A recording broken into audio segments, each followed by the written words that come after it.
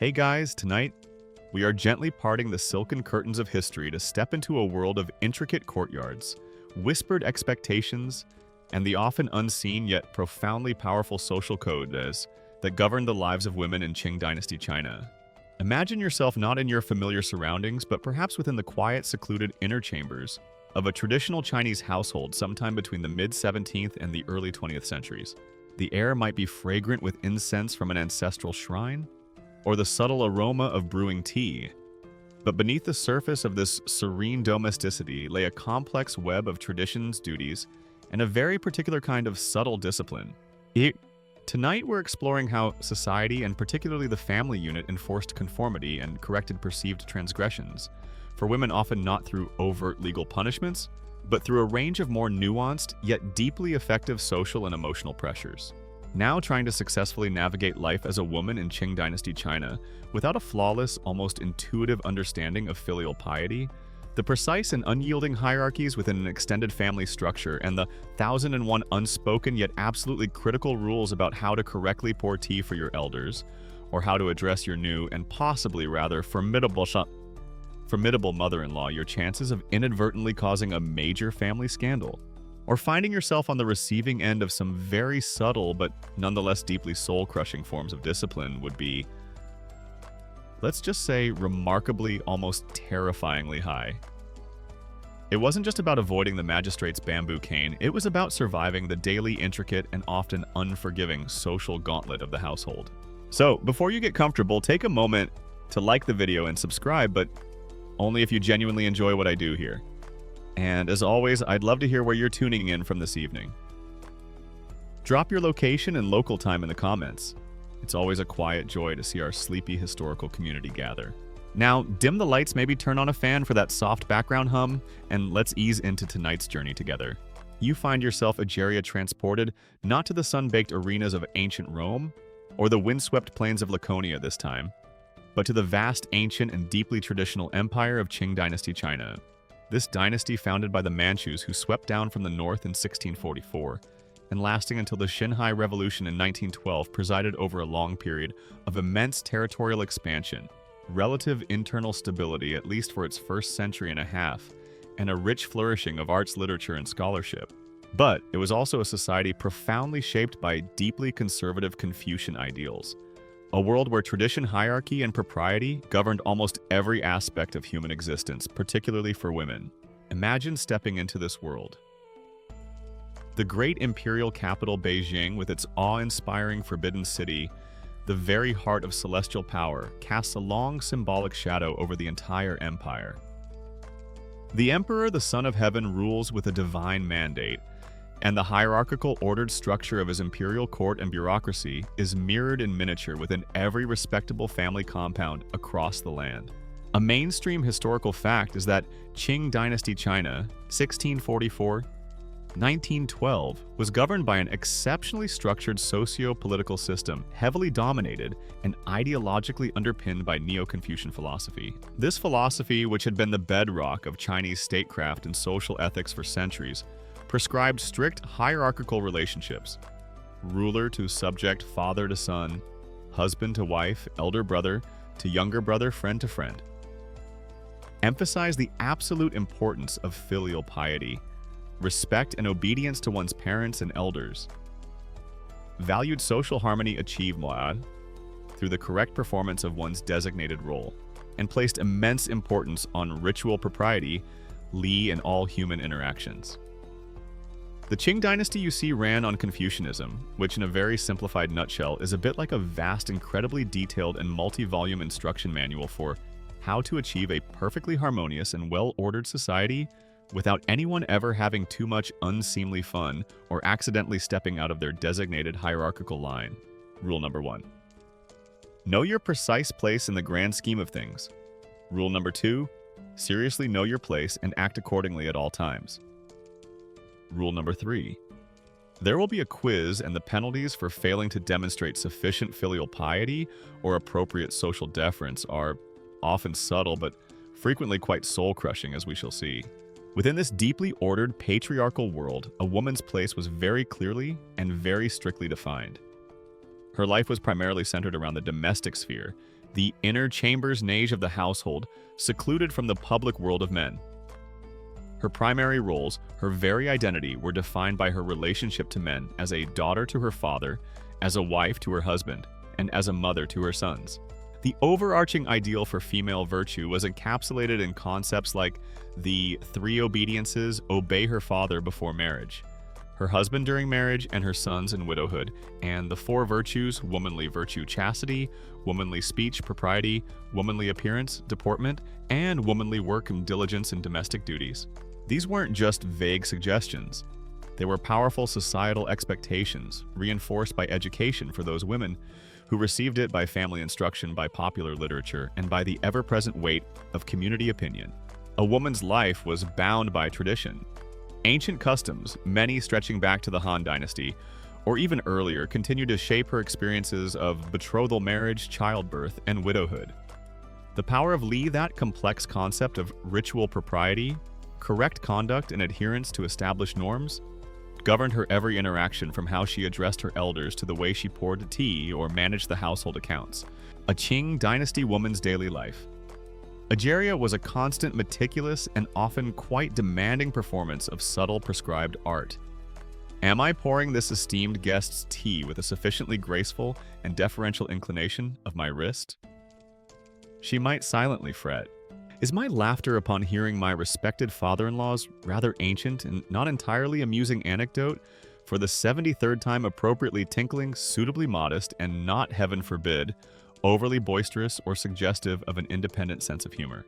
Did I accidentally make direct, unchaperoned eye contact with a male visitor in the outer courtyard for precisely 3 seconds too long, thereby inviting social ruin, a stern lecture from my ever-vigilant mother-in-law, and possibly a plague of locusts upon our entire ancestral village? The pressure to conform to be correct in every minute detail was immense. Historians and scholars of Chinese gender studies continue to debate the precise degree of actual agency, informal power, and personal autonomy that women in Qing Dynasty China were able to successfully exercise within the ostensibly rigid and deeply patriarchal structures of their families and wider society. With ongoing research revealing a complex tapestry of diverse lived experiences, subtle negotiations of power, covert acts of resistance, and varied regional customs that often nuanced and sometimes even directly challenged the strict prescriptive ideals laid down in Confucian texts and official ideologies.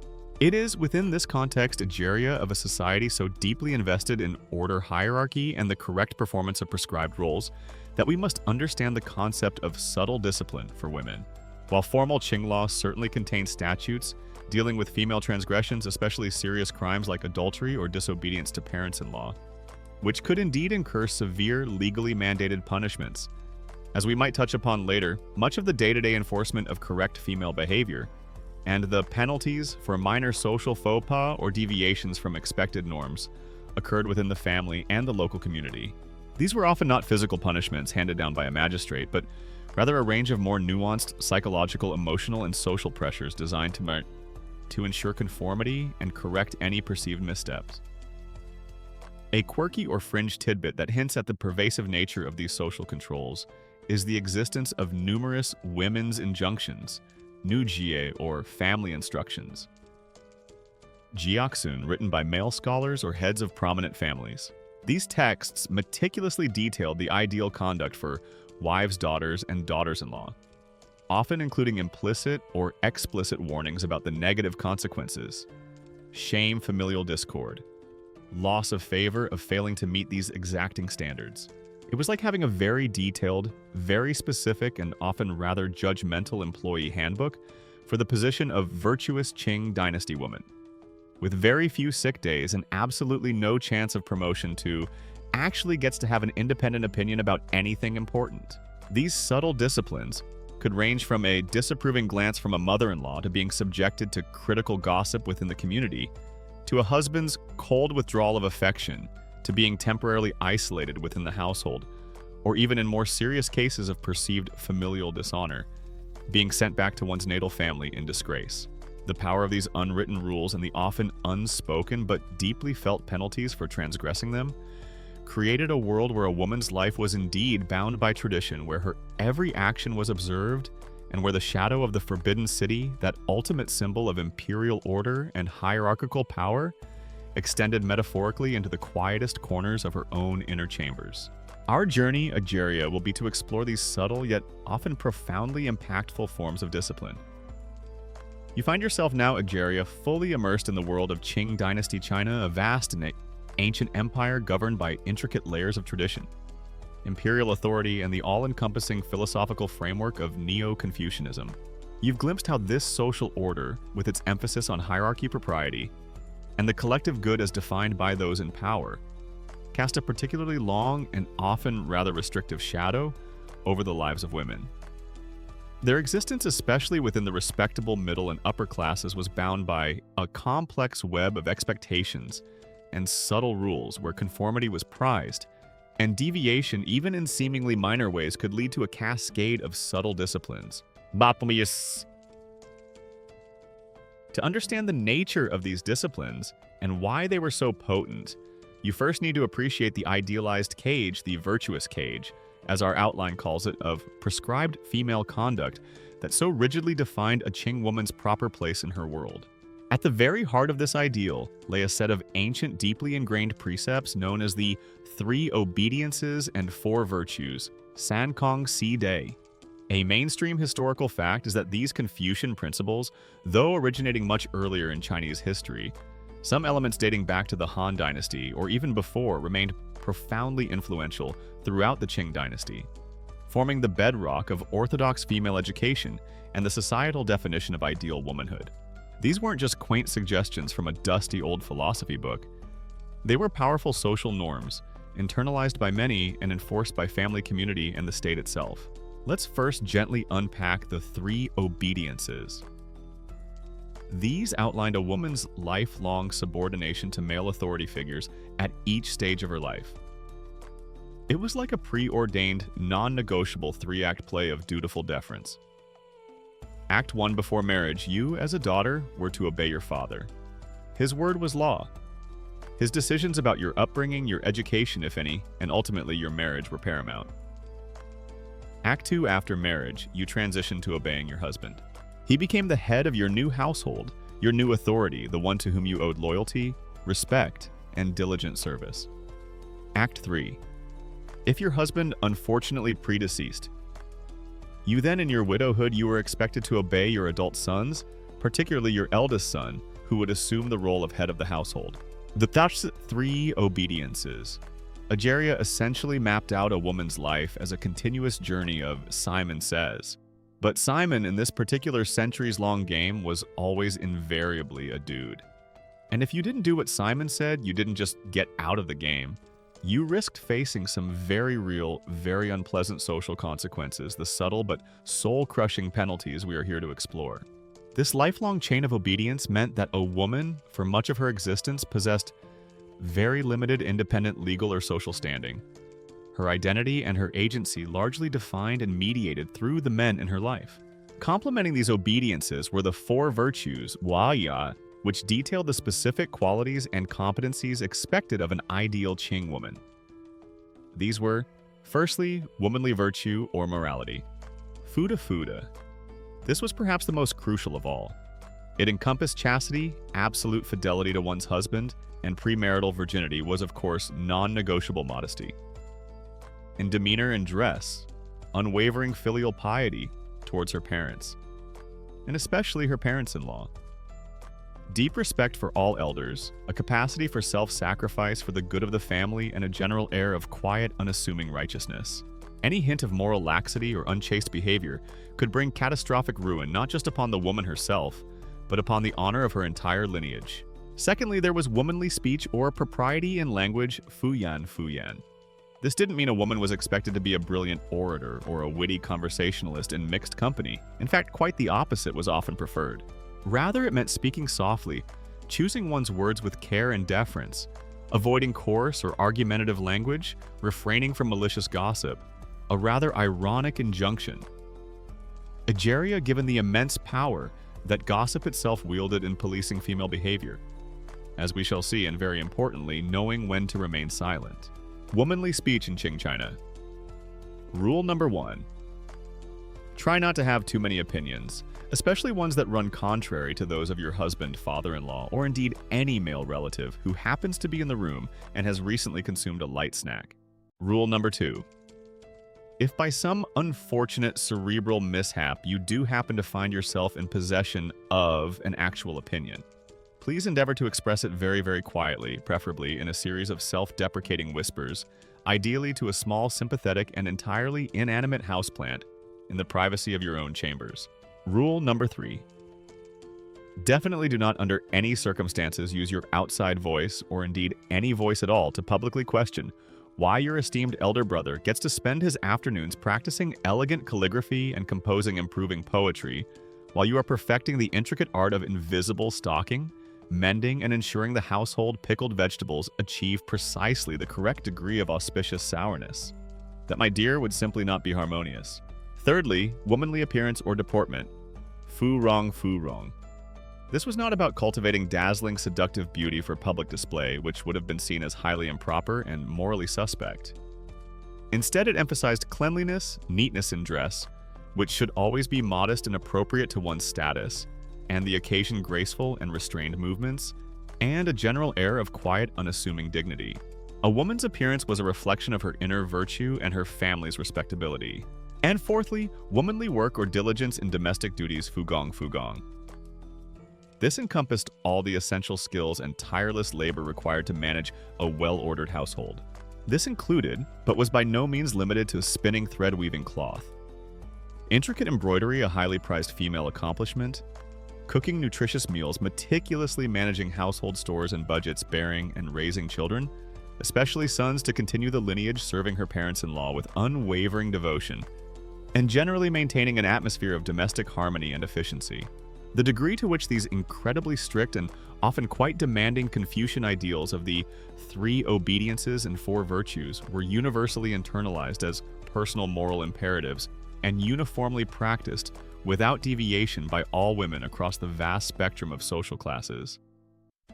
Diverse regional cultures and varied ethnic groups within the sprawling Qing Dynasty China versus the actual extent to which many women, in the privacy of their own lives and within their own female networks, found subtle but significant ways to negotiate, reinterpret creatively, adapt, or even quietly resist these highly prescriptive societal expectations in their daily interactions and personal relationships, is a central and richly nuanced question in the ongoing historical study of Chinese women's lives, experiences, and agency.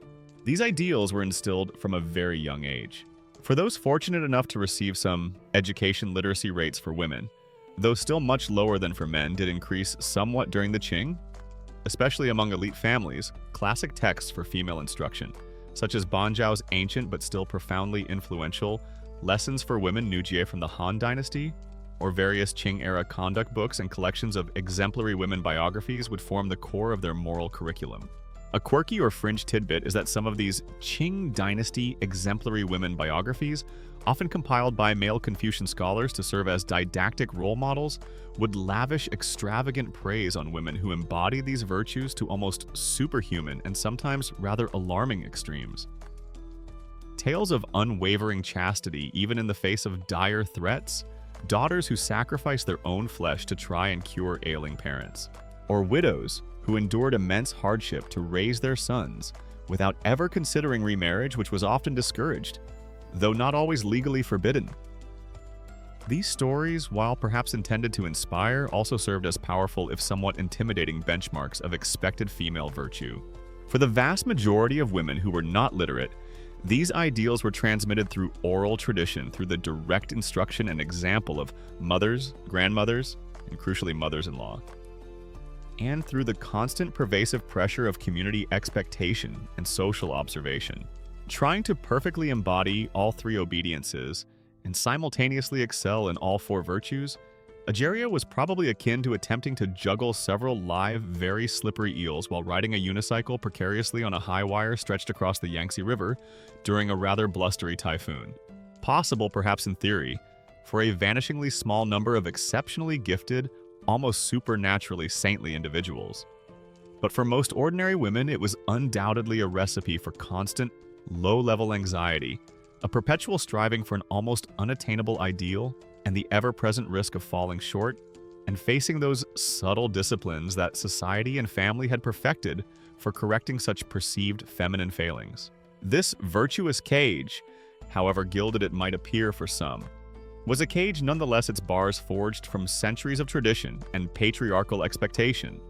You are now, Ageria, deeply ensconced within the highly structured, tradition-bound world of Qing Dynasty China.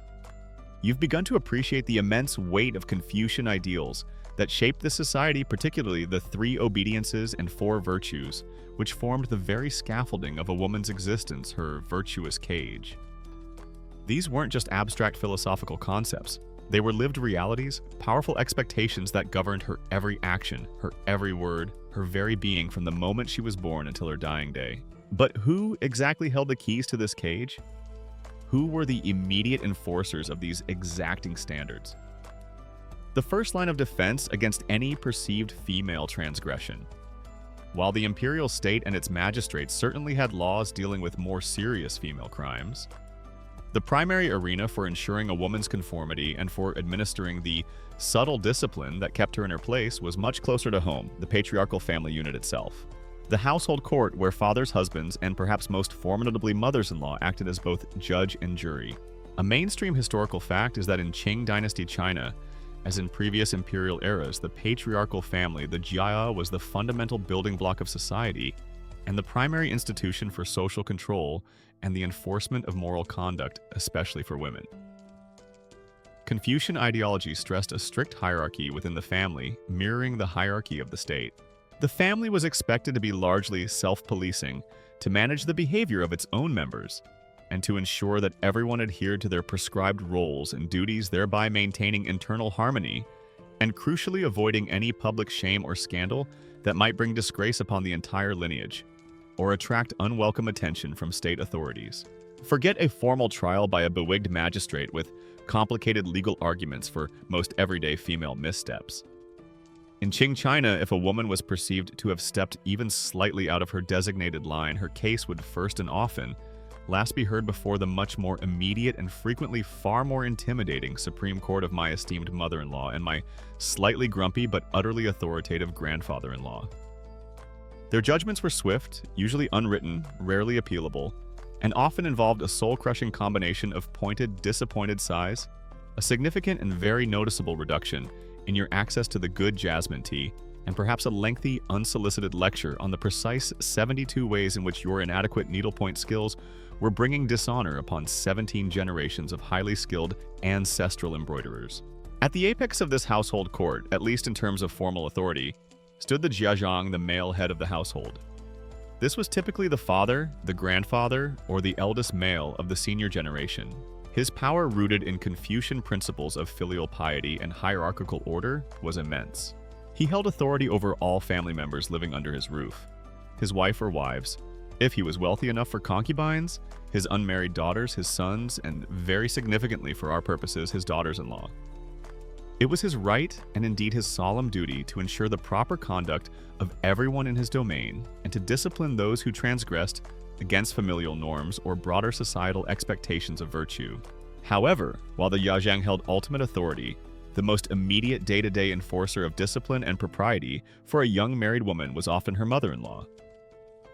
When you, Ageria, as a Qing dynasty bride, married into your husband's family, you left your natal home and came under the direct and often very strict supervision of his mother. This mother-in-law-daughter-in-law relationship was famously and almost universally across many patriarchal cultures a complex and frequently challenging one. The mother-in-law, having herself endured years of subordination as a young bride, and then as a wife, now often wielded considerable power within the inner chambers, the women's quarters of the household. She was the manager of domestic affairs, the arbiter of female conduct, and the one responsible for training and disciplining her new daughter-in-law in the ways of her husband's family. The Qing Dynasty mother-in-law, a figure of truly immense, if sometimes rather terrifying domestic power, a household empress in her own right, often possessing a PhD in the subtle art of the witheringly disappointed stare that can curdle milk at 50 paces. A black belt in delivering gentle yet soul-destroying critiques of her daughter-in-law's inferior dumpling folding technique. and an almost supernatural ability to subtly imply that your daughter-in-law's embroidery skills were not just slightly subpar, but a profound and deeply personal affront to 17 generations of highly accomplished, piously deceased female ancestors. You did not under any circumstances want to get on her bad side. Her displeasure could make your daily life a misery of endless chores, constant criticism, and a profound sense of isolation. Your husband too played a role in this household court. He held direct authority over you, his wife, as per the 3 obediences. He was expected by society and by his own family to control your behavior, to ensure you upheld the family honor, and to correct any perceived failings in your wifely duties or virtues. His approval or disapproval, his favor or coldness would be a powerful instrument of discipline. The actual balance of power and the precise nature of disciplinary dynamics within the complex structure of Qing Dynasty households, particularly the intricate interplay between the formal, overarching authority of the male heads of household, the often very formidable and direct, informal power wielded by senior women, like mothers-in-law over junior female members, and the potential for subtle resistance, quiet negotiation, or the formation of alternative support networks by younger women seeking to carve out a degree of personal agency, is a rich and complex area that social historians and scholars of Chinese gender studies continue to explore, often by analyzing diverse sources such as personal letters, when available legal cases involving intractable family disputes that spilled into the public court's popular literature and opera, which often depicted these domestic tension and those invaluable family instructions, or jiexun. These jiexun, or family instructions, are a quirky or fringe tidbit that offers a fascinating window into this household system of justice. These were often written documents compiled by the head of a prominent lineage, laying out the specific rules, moral precepts, and behavioral expectations for all family members, with particular attention often paid to the conduct of women. They might meticulously list potential female faults, such as laziness in domestic duties, excessive talkativeness or gossiping disobedience or disrespect towards parents-in-law, jealousy towards other wives or concubines in a polygamous household, or failure to manage household resources frugally. And while they might not always explicitly detail brutal physical punishments for such domestic infractions, though those could certainly occur in extreme cases, they often prescribed or strongly implied a range of subtle disciplines. Public scolding within the family. Temporary isolation, the assignment of particularly unpleasant or shaming tasks, or even for repeated or serious offenses. The ultimate threat of being sent back to her natal family in disgrace, which was a devastating social and personal catastrophe for a Qing woman. These jiexun were in essence private internal family law codes, complete with their own system of infractions and implied penalties. Other senior family members, perhaps a formidable great aunt, an influential uncle, or even older, more established sisters-in-law, could also play a role in this constant, low-level surveillance and correction of a younger woman's behavior.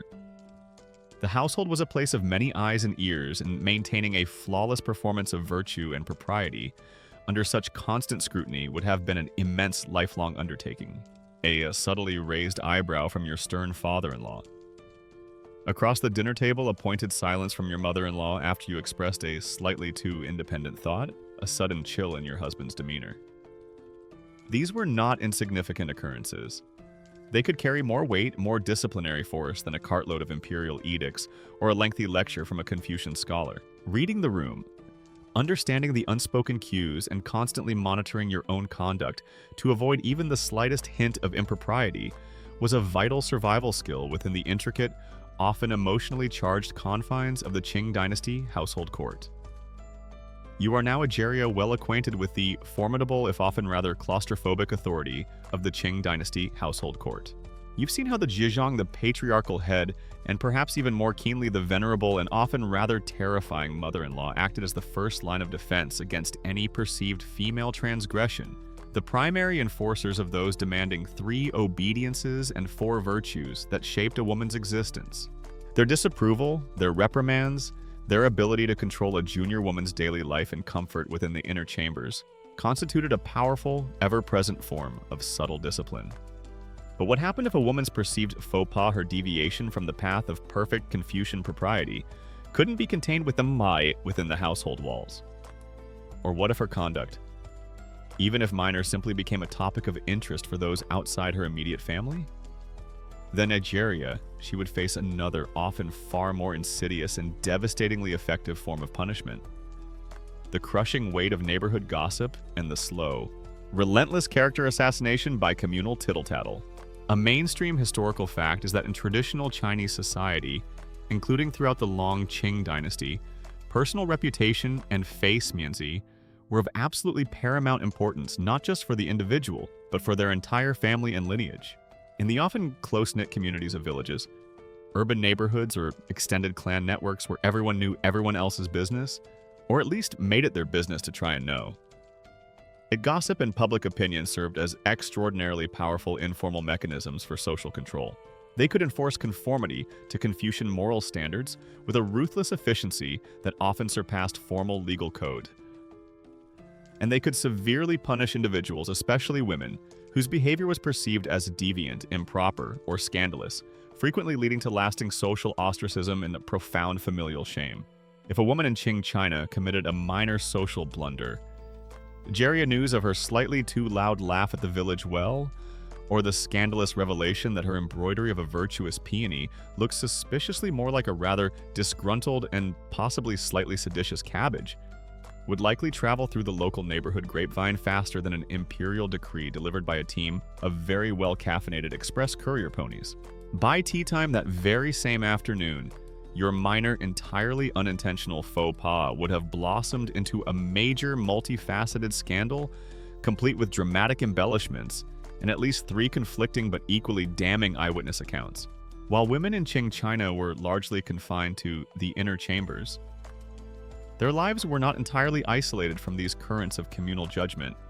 They had their own networks of communication visits between female relatives and close friends, interactions at local temples or markets if they were permitted to attend, and very significantly, the information carried back and forth by household servants, who often acted as an informal and sometimes rather unreliable news agency. It was within these female networks, as well as among the men, gathering in tea houses or lineage halls, that reputations were maintained, and all too often mercilessly destroyed.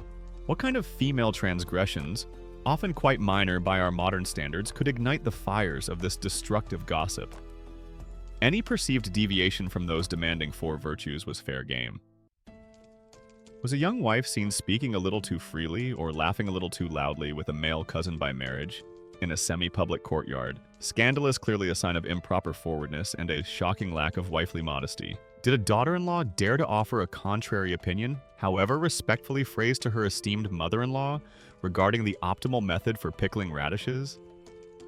Appalling, a clear case of unfilial insubordination and a dangerous challenge to household harmony. Was a woman's household management deemed lax, her children unruly, her weaving subpar, or her knowledge of the Confucian classics regrettably deficient? All excellent grist for the gossip mill, painting her as lazy, incompetent, or poorly educated. Even her appearance could be a source of critical commentary. Was her dress too plain, suggesting her husband's family was perhaps not as prosperous as they pretended? Or far worse too, colorful, too fashionable, too new, suggesting extravagance, vanity, or an unseemly desire to attract attention. And of course, any hint, however vague or unsubstantiated, of flirtatious behavior, of an inappropriate glance exchanged with a man outside the permitted degrees of kinship or heaven forbid. Any suspicion of actual infidelity or unchaste conduct was the most damaging gossip of all, capable of utterly ruining not just the woman herself, but her entire family's honor. The extent to which community gossip and the mechanisms of reputational shaming in Qing Dynasty China primarily served as a deeply conservative force, meticulously upholding orthodox Confucian patriarchal norms and ruthlessly punishing any perceived female deviation, versus the degree to which these informal communicative networks, particularly among women themselves, might also have occasionally provided a limited, if highly risky, space for expressing covert social critique. Negotiating personal agency or even circulating alternative narratives that subtly challenged or subverted those dominant patriarchal ideals is a nuanced and fascinating area of ongoing social historical inquiry. The peculiar penalty of being subjected to negative gossip lay in its intangible yet devastatingly effective nature. There was no formal accusation, no trial, no opportunity for defense. It was a punishment by 1,000 whispers, by disapproving glances, by knowing smiles exchanged behind elegantly fluttering fans. A few well-aimed, carefully chosen, and deliciously scandalous whispers from the neighborhood's self-appointed chief inspectors of female virtue and moral rectitude. A committee usually chaired, one imagines, by the formidable Mrs. Wang from down the lane, a lady blessed with eyes like a particularly observant hawk ears that could pick up a sigh of discontent from 3 courtyards away, and a tongue as sharp and as skillfully wielded as a master calligrapher's finest brush, could do more immediate and lasting damage to a woman's social life and peace of mind than a small but very localized earthquake, or perhaps even a minor plague of particularly judgmental locusts. The consequences were very real. A woman whose reputation became tainted by gossip would find herself increasingly isolated. Invitations to weddings, birthday celebrations, and other important family and community events would mysteriously dry up. Other respectable women might avoid her company or treat her with a chilling, polite disdain. Her natal family would be shamed, and her husband's family would feel immense pressure to discipline her further, to bring her back into line, or even in extreme cases to consider more drastic measures like sending her back to her parents in disgrace, which was a profound humiliation for all concerned. For an unmarried girl, a whispered reputation for being too forward, too clever, or not sufficiently demure could be absolutely fatal to her marriage prospects, consigning her to the dreaded status of an unmarriageable spinster. Trying to defend your reputation against the relentless tide of Qing Dynasty gossip Ageria was like attempting to catch smoke with a pair of intricately carved ivory chopsticks. It was a frustratingly, almost impossibly difficult task. By the time you'd even heard the first faint, distorted echo of the rumor about your supposed indiscretion, perhaps involving a misattributed sigh during a poetry reading or an insufficiently sorrowful expression at a distant relative's funeral, it had already mutated, grown 6 extra highly scandalous heads, developed an impressive pair of leathery wings, and was probably halfway to the next province, leaving a wide, smoky trail of shocked gasps, delighted, "Oh, my dears!" and irretrievably damaged reputations in its wake. A quirky or fringe tidbit that illustrates the societal preoccupation with female virtue and the fear of scandalous gossip is the existence in some Qing Dynasty popular literature and immoral tracts of specific, often rather colorful terms for different types of problematic women as defined by public opinion. There was the shrew po fu, the quarrelsome, disobedient wife who disrupted household harmony. There was the licentious woman whose virtue was suspect. There was the unfilial daughter-in-law, a source of endless anxiety for patriarchal lineage. These labels, once applied by the court of public opinion, could be incredibly hard to shake, becoming a form of permanent social branding.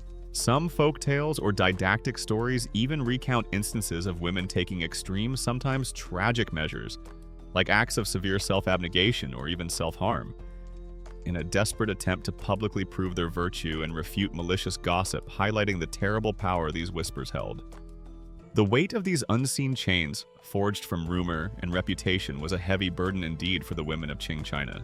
The relentless, often merciless power of neighborhood gossip and communal tittle-tattle in Qing Dynasty China has now been laid bare, Ageria. You've seen how a woman's reputation, that most precious and fragile of commodities, could be shredded by whispers, her social standing, irrevocably damaged by perceived transgressions against the intricate code of female virtue. This external societal pressure was a formidable force for ensuring conformity.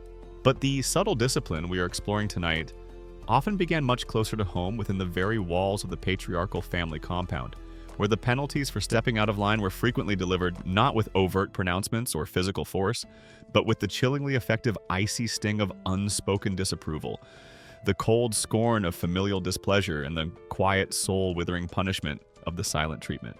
In a society as deeply hierarchical and as profoundly invested in maintaining outward harmony as Qing China, direct angry confrontations, especially from a subordinate to a superior. And a wife or daughter-in-law was almost always in a subordinate position within the household, were generally discouraged and seen as a breach of li or ritual propriety, while a father, husband, or mother-in-law certainly could resort to harsh verbal reprimands or even physical discipline. In some instances, which we may touch upon later, very often a more subtle yet arguably more psychologically potent arsenal of nonverbal punishments was deployed to correct and control female family members. These were the unspoken condemnations, the eloquent silences, the glances that could freeze water, all designed to communicate profound disapproval and induce a state of anxious repentance without necessarily disturbing the superficial tranquility of the household with unseemly shouting matches. Imagine yourself, Egeria, as a young bride newly arrived in your husband's bustling, multi-generational Qing Dynasty household. You are still learning the intricate, unwritten rules of this new family, the specific preferences of your formidable mother-in-law, the precise level of deference expected by your often distant father-in-law, and the subtle cues of your husband's moods. You inadvertently commit a minor faux pas. Perhaps you speak a little too readily or with insufficient humility in the presence of an elder. Maybe your preparation of a particular dish is not quite to your mother-in-law's exacting standards. Or perhaps you are perceived as spending a little too much time on your embroidery and not enough on some other more pressing, in their view, domestic task. The response might not be an immediate angry outburst. Instead, you might find yourself on the receiving end of the stare. The Qing Dynasty mother-in-law Egeria didn't always need to raise her voice to convey her displeasure. She often possessed a formidable weapon known simply as the stare. This was not just any ordinary look. It was a carefully calibrated, laser-focused gaze of profound, soul-piercing disappointment. A look that could freeze tea in mid-pour from a delicate porcelain cup, make an unusually overconfident and self-important peacock question its entire life choices and the very justification for its ostentatious plumage, and instantly, without a single word being uttered, communicate with devastating clarity something along the lines of, "Your recent attempt at arranging those flowers for the ancestral shrine was an offense to beauty itself, an insult to 17 generations of highly artistic forebears, and also, by the way, you appear to have used entirely too much ginger in this morning's fish congee, rendering it practically inedible. I am not angry, my dear daughter-in-law. I am merely incalculably, cosmically disappointed in your very existence right now." That single, unwavering, icy stare could be a more effective and more feared form of discipline than a volley of angry words. A mainstream historical fact is that, within the highly structured patriarchal Qing Dynasty family unit, nonverbal cues, subtle shifts in demeanor, and forms of social ostracism within the household were significant and commonly employed tools for enforcing discipline, communicating disapproval, and maintaining hierarchical control, particularly towards junior female members such as daughters-in-law or younger wives. The displeasure of senior family members, especially the mother-in-law who typically ruled the inner quarters, or the husband, conveyed through prolonged silence a deliberate coldness of manner or temporary exclusion from family activities, could be an incredibly powerful form of psychological punishment and a means of coercing conformity. Beyond the stare, there was the potent weapon of the silent treatment. If you had caused offense, you might find that conversations abruptly cease when you enter a room. Your polite inquiries might be met with monosyllabic, chillingly formal replies, or even worse, with complete pointed silence. You might be deliberately excluded from family meals, or if your presence was unavoidable, you might be ignored. Your contributions to conversation unacknowledged, making you feel like an invisible, unwelcome ghost in your own home. This kind of social isolation, even within the confines of the household, could be incredibly distressing, designed to make you acutely aware of your transgression and deeply anxious to regain favor. You've committed some minor, perhaps entirely unintentional household faux pas. Maybe you accidentally used the wrong ceremonial teacup for your father-in-law's third cousin's unexpected Tuesday morning visit. The immediate punishment, you are now for all intents and purposes invisible. People look straight through you as if you are a particularly uninteresting draft of air. Conversations pause dramatically when you enter a room, only to resume with forced brightness the moment you depart. It's like being a very polite, extremely anxious, and increasingly hungry ghost trapped within the walls of your own supposed home. Very restful in a deeply unsettling and psychologically wearing sort of way. Symbolic actions could also convey displeasure. Perhaps you are consistently served the least desirable portions of food at mealtimes, or your tea is always lukewarm. Maybe your requests for new sewing silks or other small household necessities are quietly ignored. Perhaps you are assigned the most unpleasant, tedious, or shaming domestic chores, tasks usually reserved for the lowest-ranking servants, as a clear indication of your current disfavor.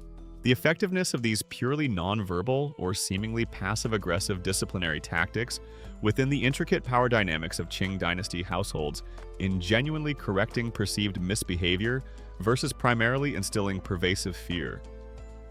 Simmering resentment, or merely a carefully performative superficial obedience. In female family members is a complex psychological and social dynamic that historians of emotion, gender, and Chinese family life continue to explore and debate. A quirky or fringe tidbit that highlights the power of such subtle cues is found in some traditional Chinese didactic texts or even in popular operas and novels from or about the period. These sometimes depict dramatic scenes where a character's serious transgression is met not with a loud theatrical outburst from an authority figure, but with a deeply meaningful, prolonged, and utterly devastating silence. This silence, understood by all present to be freighted with immense unspoken condemnation, is often portrayed as a far more severe and soul-crushing indictment than any torrent of angry words could ever be.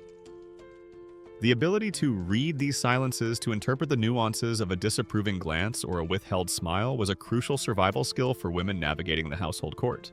Decoding the various intricate levels of disapproving silence in a traditional Qing household was an art form in itself, Ageria. Was that a mildly annoyed, please try to refold the freshly laundered linen with a slightly more attention to the precise ancestral crease patterns next time kind of silence? Or was it a far more ominous, you have brought profound and possibly irreparable shame upon at least 7 generations of our most illustrious ancestors, and will now as a direct consequence be served only plain, unseasoned, and slightly watery congee for the foreseeable future? Possibly for the remainder of your natural life kind of silence? The very ambiguity, the need to constantly decipher these unspoken messages, was often half the terror and a significant part of the discipline itself. This internal household justice system, with its icy glares, its cold shoulders, and its eloquent damning silences, was often the first, and for many minor female faults, the only court a Qing woman would ever face. Its penalties, though lacking the physical brutality of the lash or the public shame of the pillory, could be just as effective in shaping behavior and forcing conformity, and reminding every woman of her carefully prescribed and often very narrowly defined place within the virtuous cage of Qing Dynasty family life. The chilling effectiveness of communal gossip and the icy sting of familial silent treatment in Qing Dynasty China have now, Ageria, given you a keen appreciation for the more intangible yet profoundly powerful ways in which female behavior was policed. You've seen how a woman's reputation could be shredded by whispers, how her spirit could be dampened by unspoken disapproval within the very walls of her own home. These were indeed subtle disciplines, often wielded without a single law being formally invoked or a hand being physically raised in anger. But beyond these reactive punishments for specific perceived faux pas, there was an even more pervasive, more fundamental form of discipline that structured a woman's entire existence. The very ideology of female dependence, the lifelong set of rules and expectations that bound her to her prescribed place within the Confucian patriarchal order. This, Ageria, was less a series of isolated penalties and more a continuous lifelong state of being bound by duty, where the subtle sanctions were woven into the very fabric of her daily life. A mainstream historical fact, and one that is absolutely central to understanding the lives of women in traditional China, is the profound and enduring influence of the Confucian concept of the 3 obediences San Kong. This ancient precept, codified centuries before the Qing dynasty, but vigorously upheld and elaborated upon throughout its long reign, dictated that a woman was to be subordinate to key male figures at every stage of her life. Being a woman in Qing China, Ageria, was like being enrolled in a very exclusive, incredibly demanding, and lifelong finishing school, where the curriculum was unchangeable. The final exam never actually ended until your dying breath. And the primary subjects were advanced techniques in deferential obeisance, competitive filial piety with a specialization in mother-in-law appeasement, and the fine art of appearing utterly content and seraphically virtuous, while meticulously embroidering your 17th, auspiciously themed silk phoenix on a drab Tuesday afternoon. As a daughter, your first obedience was to your father. He was the head of your natal household, the arbiter of your upbringing. Your education, if any, was deemed appropriate beyond domestic skills, and crucially the one who would ultimately decide your marriage, often with little or no consultation with you. Upon marriage, your obedience seamlessly transferred to your husband. He became your new master, the head of your new family, the one to whom you owed unwavering loyalty, diligent service, and of course, the production of heirs, preferably male to continue his lineage. And then, should you be unfortunate enough to outlive your husband and become a widow, your obedience was then due to your adult sons, particularly the eldest, who would assume the role of head of the household, and nominally at least hold authority over you, his own mother, though a respected and elderly dowager could certainly wield considerable informal influence, especially if her sons were dutifully filial. This lifelong chain of prescribed subordination to male authority figures inherently limited a woman's autonomy, her legal standing, and her ability to act as an independent agent in the world. Her identity was almost always relational. She was so-and-so's daughter, then so-and-so's wife, then so-and-so's mother. This ideology of dependence was further reinforced by economic realities. While women, particularly those from elite families, would bring a dowry into their marriage, this property was generally managed by her husband or his family, intended for the support of the new household. Women in Qing China, with some very specific and limited exceptions, like certain types of personal property, or in some cases a widow managing an estate for minor sons, could not typically own or inherit land or major assets in their own name. This economic dependence made them reliant on the male-headed household for their very sustenance and security, further curtailing their options and reinforcing their subordinate position. Then there was the physical and social confinement, primarily to the inner quarters neige or guifang of the family compound. While not necessarily a literal prison for all women at all times, peasant women, for example, often had to work in the fields alongside men. Out of sheer economic necessity for respectable women of the gentry or merchant classes, their lives were largely lived within the domestic sphere. The inner quarters weren't just a specific part of the house. They were a carefully constructed social and psychological state of mind. A beautifully decorated, silk-lined, and often rather stifling bubble of domesticity, propriety, and endless female duty. Stepping outside this prescribed sphere too often, or with insufficient justification or chaperonage, was like trying to casually leave a very exclusive, very traditional, and slightly paranoid members only country club wearing a neon pink, scandalously short tracksuit, whilst loudly singing highly inappropriate sea shanties, and possibly juggling a few flaming torches for added effect. Not generally encouraged, and certainly liable to attract a great deal of unwelcome attention and severe social censure. This confinement limited a woman's direct experience of the wider world, her access to information beyond what her male relatives chose to share, or what filtered through her limited female social networks, and her ability to form independent connections or pursue activities in the public sphere. The degree to which this pervasive ideology of female dependence and the strictures of the three obediences were uniformly and passively accepted without question by all Qing women across the vast spectrum of Chinese society, versus the extent to which many women actively negotiated these constraints, subtly resisted their most oppressive aspects, or found alternative sources of personal meaning in formal power, and rich emotional fulfillment within their prescribed domestic roles and through their close relationships with other female kin, is a central and richly nuanced focus of ongoing research in Chinese women's history, social history, and gender studies. The subtle sanctions inherent in this system were constant and pervasive. There was the ever-present need for approval, from parents, from in-laws, from husband, from the community. A woman's well-being, her daily comfort, her emotional state, even the treatment of her children could depend heavily on her ability to please those in authority over her. The fear of displeasure was a powerful motivator. This wasn't always about avoiding active punishment for a specific transgression.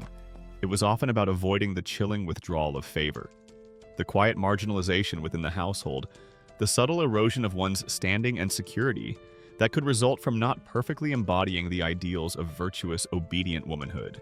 Your main goal in life as a respectable Qing Dynasty woman.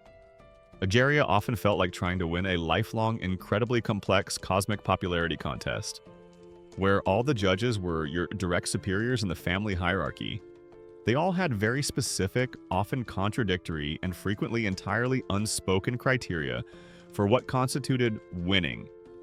And the grand prize was, well, the continued relatively peaceful and hopefully not too unpleasant domestic existence within the confines of your allotted role. Over time, for many women, these external expectations would become deeply internalized. The rules of propriety, the ideals of virtue, the necessity of obedience, these would become part of their own moral compass, their own understanding of what it meant to be a good woman. This internalization of societal norms is perhaps the most subtle and most effective form of discipline of all, as it makes external coercion less frequently necessary. The cage, in a sense, becomes part of the self. A quirky or fringe tidbit that illustrates the extent of these prescribed roles is that even a woman's display of literary or artistic talents, if she was fortunate enough to possess and cultivate them, was often expected to be confined to the domestic sphere, perhaps for the edification of her children or the gentle amusement of her husband and close family. Her poetry might focus on themes of domesticity, nature, or quiet emotion. For a woman to seek public acclaim for her artistic endeavors, or to write on unfeminine topics like politics or philosophy, could risk her being seen as transgressing the boundaries of her proper role as neglecting her wifely duties, or as possessing an unseemly and unfeminine ambition. This entire ideological framework, Ageria, this lifelong expectation of dependence and obedience meticulously reinforced by family, community, and custom, acted as a continuous, pervasive form of subtle discipline. It shaped a woman's aspirations, limited her choices, and ensured that for the most part she remained within the carefully prescribed, virtuous cage that Qing society had constructed for her. You are now, Ageria, deeply aware of the profound and pervasive ideological framework that shaped a woman's life in Qing Dynasty China. That virtuous cage, constructed from the sturdy bars of the three obediences and adorned with the demanding filigree of the four virtues, defined her path and dictated her conduct from birth till death. The primary enforcers of this code, as we've seen, were often found within her own household. The patriarchal head, the formidable mother-in-law. Their disapproving glances, their icy silences, their subtle withdrawals of comfort or privilege all served as potent forms of subtle discipline. But for many women, particularly those in wealthier or more influential families, this intricate web of domestic power dynamics was often complicated and indeed significantly intensified by another widespread societal institution, polygyny. Specifically, the practice of a man taking one primary wife and one or more secondary wives or concubines. Within this anxious realm, as our outline calls it, a husband's favor was the ultimate currency and his displeasure a most severe and keenly felt penalty. A mainstream historical fact is that while monogamy with one primary wife, Diki or Zhengxi, was the legally and socially sanctioned ideal for most men in Qing China, and indeed the economic reality for the vast majority, polygyny in the form of taking concubines kie was a legally accepted and socially recognized practice for those men who could afford it. Typically officials, scholars, wealthy merchants, and landed gentry. This wasn't seen as illicit or adulterous from the man's perspective. It was a marker of his status, his wealth, and importantly, a means of ensuring the continuation of his lineage through the production of more children, especially sons. A wealthy Qing Dynasty household Ageria, therefore, wasn't always just a simple nuclear family unit. It could be a complex, multi-layered domestic world, a veritable beehive of carefully managed, or sometimes spectacularly mismanaged, female relationships, all revolving around the central, sun-like figure of the male household head. It was less a cozy family sitcom, and more a very long-running, high-stakes, emotionally charged reality TV show, perhaps titled something like Battle for the Patriarch's Benevolent Gaze and Exclusive Access to the Premium Silk Allowance. The drama was often intense. The alliances were constantly shifting, and you could be quite sure someone was always subtly, almost invisibly trying to metaphorically poison someone else's favorite lapdog, or at least ensure their rival's embroidery inexplicably developed a series of unfortunate reputation-damaging snags. Within this polygamous household, there was a clear and legally defined hierarchy among the women. The primary wife, the Diki, held the highest status. She was typically chosen from a family of comparable social standing To her husbands, her marriage celebrated with full ritual and a substantial dowry. Her sons were usually the principal heirs to the family lineage and property. She was, at least in theory, the mistress of the household responsible for its internal management, though often under the ultimate authority of her mother-in-law if present. Concubines, on the other hand, occupied a much lower, often far more precarious position. They might be acquired in various ways, perhaps purchased, received as gifts, or sometimes even former household servants who had caught the master's eye. Their legal rights were significantly fewer than those of the primary wife. Their children, while acknowledged, might have a different, often inferior status in terms of inheritance and social standing, unless specifically elevated by the father, or if the primary wife remained childless. The primary wife's official job description might read, "Manage all household affairs with impeccable Confucian virtue, produce at least one, preferably several sturdy male heirs to continue the glorious ancestral line. Look suitably dignified and modestly serene at all public and private functions, and generally maintain an atmosphere of harmonious domesticity, even if it requires gritting your teeth so hard you risk cracking your elegant porcelain teacup." The concubine's job description, on the other hand, was often rather more succinct. Look pretty, try very hard to produce an heir, preferably male, and ideally one who is demonstrably more charming and intellectually promising than any of the primary wife's current offspring endeavor. At all costs, not to get on the primary wife's, or worse, the mother-in-law's bad side, and generally strive to be significantly less trouble than, say, a new, untrained, and slightly incontinent pet pug. It was, to put it mildly, a rather delicate and often quite challenging career path. In such an environment, Egeria, where multiple women were often vying for the attention, affection, resources, and approval of a single man, his personal favor became an incredibly potent instrument of power, and by extension of discipline. The husband's pleasure or displeasure could literally make or break a woman's daily existence, her comfort, her status within the household, and even the prospects of her children.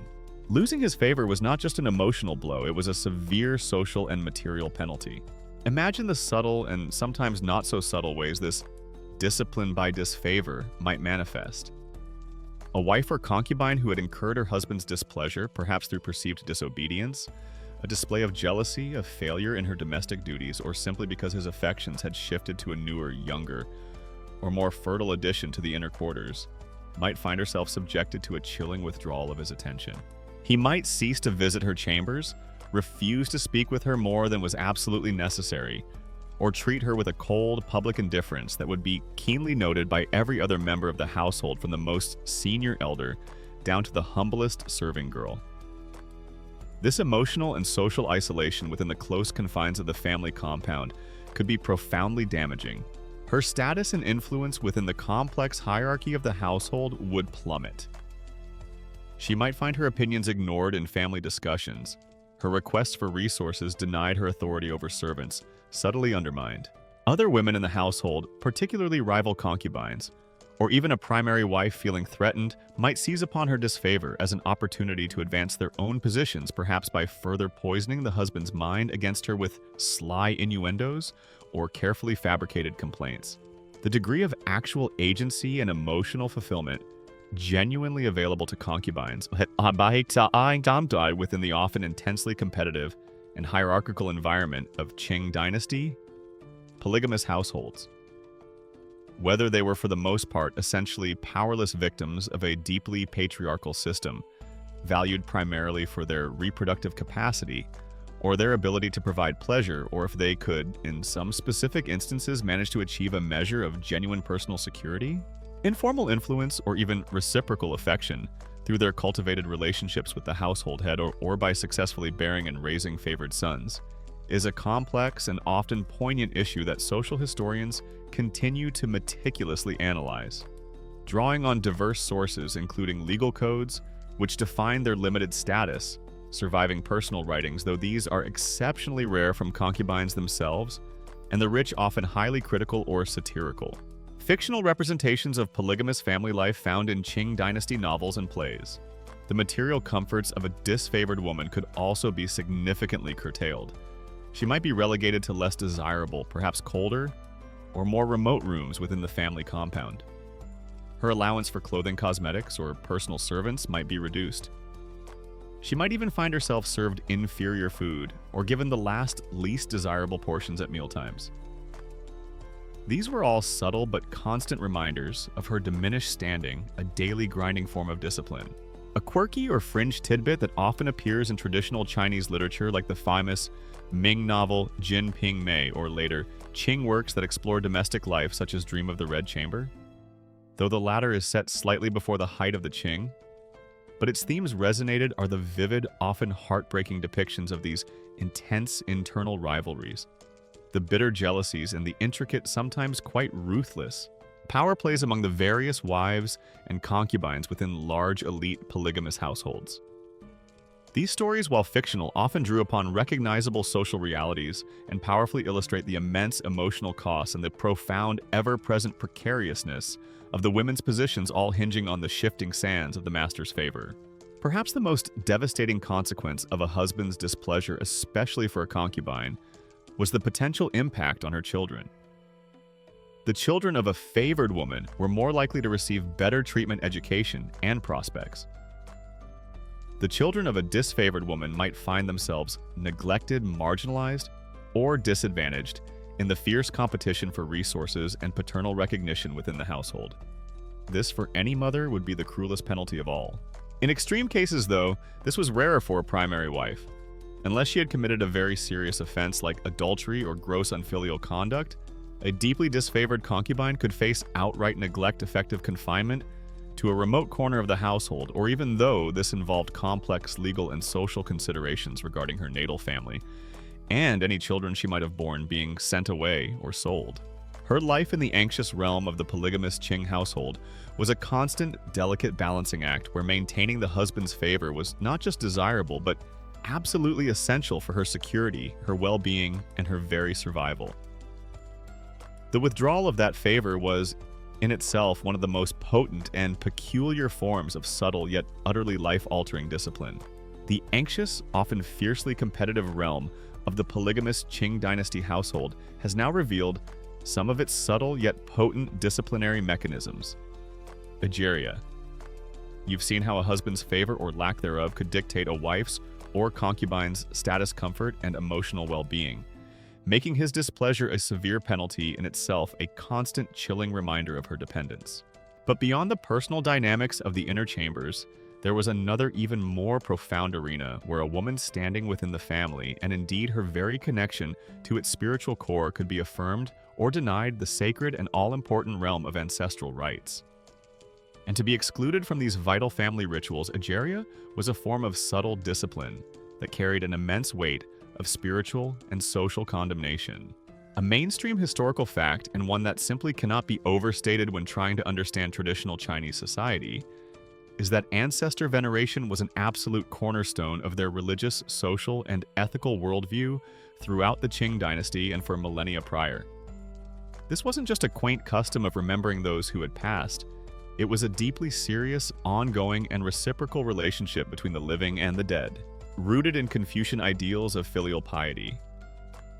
Xiao, which extended not only to living parents and elders, but also to deceased forebears. The proper veneration of ancestors was believed to be essential for maintaining the harmony of the family, ensuring the continuity of the lineage, securing blessings of prosperity and good fortune for the living, and upholding the very fabric of social order.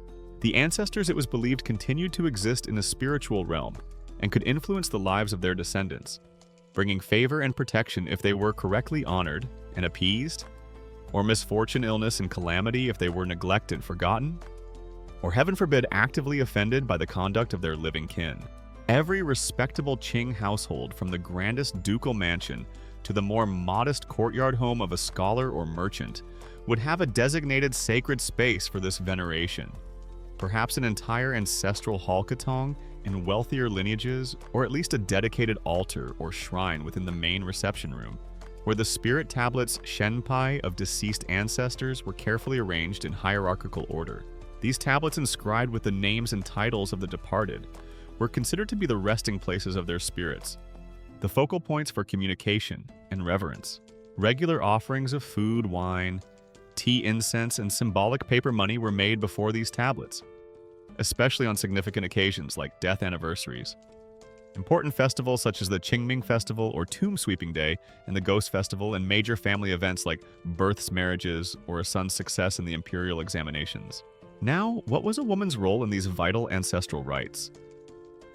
As a daughter in her natal home, she would participate in the veneration of her own lineage's ancestors. However, upon marriage, a woman ritually and often quite literally left her own ancestral line and was incorporated into that of her husband. Her primary religious duty then shifted to honoring his ancestors, the forebears of the family she had now joined. Her most crucial contribution to this, of course, was to produce male heirs, who would continue this new ancestral line and maintain its rights for future generations. But she also had a direct role in the ongoing ceremonies.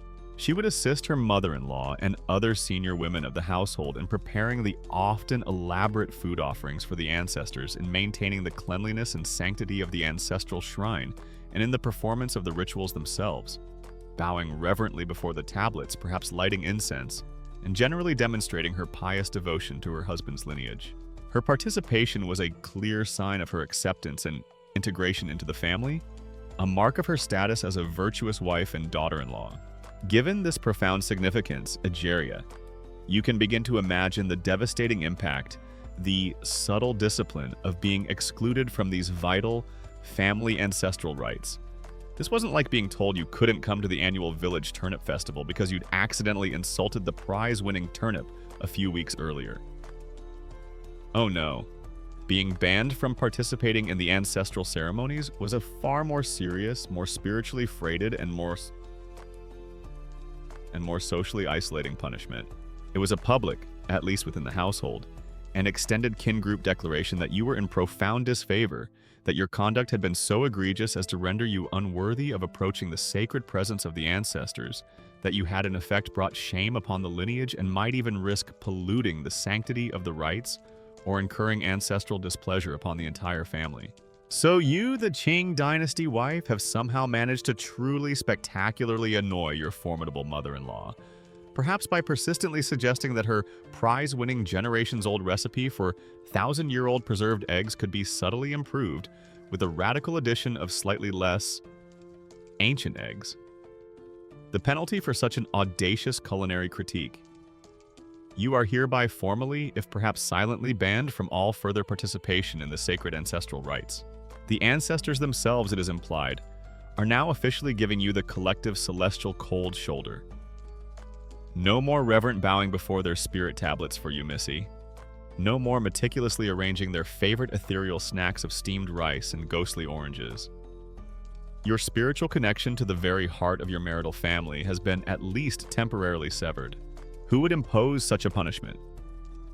Typically, the decision would rest with the male head of the household, your father-in-law or your husband if he was the jiazheng, very likely prompted or strongly influenced by the pronouncements of his own wife, your mother-in-law, who usually held immense sway over domestic and ritual affairs concerning the women of the household.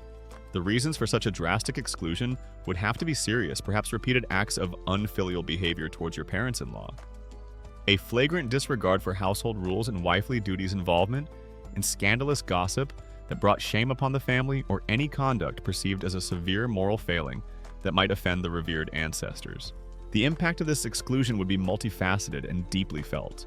There was the spiritual isolation, being cut off from the spiritual heart of the family, unable to perform one of your most fundamental duties as a wife and daughter-in-law, and living with the terrifying implication that the ancestors themselves disapproved of you and might therefore withhold their blessings from you, your children, and perhaps even the entire household, making you a potential scapegoat for any future misfortunes. Then there was the social ostracism within the family. Your exclusion would be a very visible, very public within the confines of the multi-generational household, at least sign of your disgrace and profound marginalization. Everyone from the most senior elder down to the youngest servant would know that you were in deep disfavor. This would lead to a loss of face, a diminishing of your status, and a constant humiliating reminder of your perceived transgression. And of course, there was the profound psychological impact. Deep shame, crushing anxiety about your own spiritual well-being, and that of your children, who might suffer due to your perceived offense to the ancestors, and a desperate desire to repent, to reform, and to somehow regain acceptance into the family's ritual life. The extent to which threats of formal exclusion from participation in ancestral rites were actively and frequently used as a common disciplinary tool, specifically against women for relatively minor domestic infractions in typical Qing Dynasty households, versus being a more rarely invoked sanction reserved for what were perceived as very serious moral failings or acts of profound unfilial behavior that genuinely threatened family honor or spiritual harmony, is a complex question that is difficult to quantify precisely from the available historical sources. Though the immense ideological power and social centrality of ancestral veneration undoubtedly served as a constant, powerful background pressure for conformity to prescribed female roles and virtues. A quirky or fringe tidbit that underscores the absolute gravity of one's relationship with the ancestors is that in some very extreme and rare cases of a woman bringing truly profound and unforgivable disgrace upon a family, perhaps through notorious and proven licentiousness, or by committing a crime that shamed the entire lineage, her name might even be symbolically or even literally removed from the official family genealogical records, or even from her husband's ancestral tablets after her death. This was a form of ultimate spiritual and social erasure, effectively making her a non-person within the lineage, a ghost with no place of fate, considered utterly terrifying. If you found yourself banned from the ancestral rites of Egeria, your path back into favor would likely involve a period of sincere and visible repentance, numerous humble apologies, perhaps the intercession of a sympathetic family member, maybe your husband if he still held some affection for you, or a kindly aunt, some very impressive and over-the-top displays of renewed filial piety towards your mother-in-law, who probably held the keys to the ancestral spirit kingdom's good graces, and possibly a solemn promise to spend the next several months diligently and flawlessly embroidering a new set of exquisitely patterned, divinely approved altar cloths for the ancestral shrine. Yes, most honored and revered ancestors, you might be expected to silently communicate through your actions. I now see the profound error of my radish pickling methodologies. My unfortunate opinions on the correct brewing time for oolong tea? My regrettable tendency to sigh audibly when asked to rehem father-in-law's winter robes for the 17th time. Please, I beseech you, accept this perfectly folded, magically imbued spirit napkin and this vow of eternal radish-related obedience as a humble token of my profound and heartfelt repentance. The ancestors and their living representatives held the power, the formidable power of ancestral disapproval in Qing Dynasty China. Egeria and the chilling social and spiritual consequences of being excluded from those vital family rites has now given you a profound sense of the less tangible yet deeply coercive forms of discipline that could be wielded against a woman who strayed from the path of prescribed virtue. You've understood how public gossip, familial silent treatment, and the withdrawal of spiritual belonging could all serve as potent, if subtle, penalties. But beyond these unwritten customs and unspoken condemnations, many prominent Qing families also possessed a more formalized, often literally written set of rules that governed the conduct of their members, particularly the women and children within their sprawling households, the jiaxun or family instructions, and the related zonggui or clan rules. These were in essence private legal and moral codes laying out expected behaviors and the often unspoken, yet clearly understood threats of sanction for any deviations. A mainstream historical fact is that jiaxun family instructions or zonggui clan rules were a significant and long-standing genre of private didactic literature in traditional Chinese society, with many prominent examples compiled or elaborated upon during the Qing dynasty. These texts, typically written by the patriarch or respected elders of a wealthy and influential lineage, were intended to preserve family traditions, inculcate core Confucian values like filial piety and social harmony, provide guidance on household management, ensure the proper moral upbringing of younger generations, and very importantly, regulate the conduct and define the duties of all family members, with a particularly strong and often highly detailed focus on the expected behavior of women, wives, daughters-in-law, and unmarried daughters, being a new bride entering a prominent Qing household. Egeria probably meant that shortly after you'd figured out where they kept the good tea and which ancestor's portrait required the most elaborate daily kowtow you'd be presented with, a rather weighty, possibly silk-bound, and undeniably very serious-looking volume. This would be your welcome package containing a lovely, if somewhat intimidating list of your mother-in-law's favorite snacks and preferred embroidery patterns. A detailed map of the household's 72 courtyards and their corresponding levels of forbiddenness for junior female members.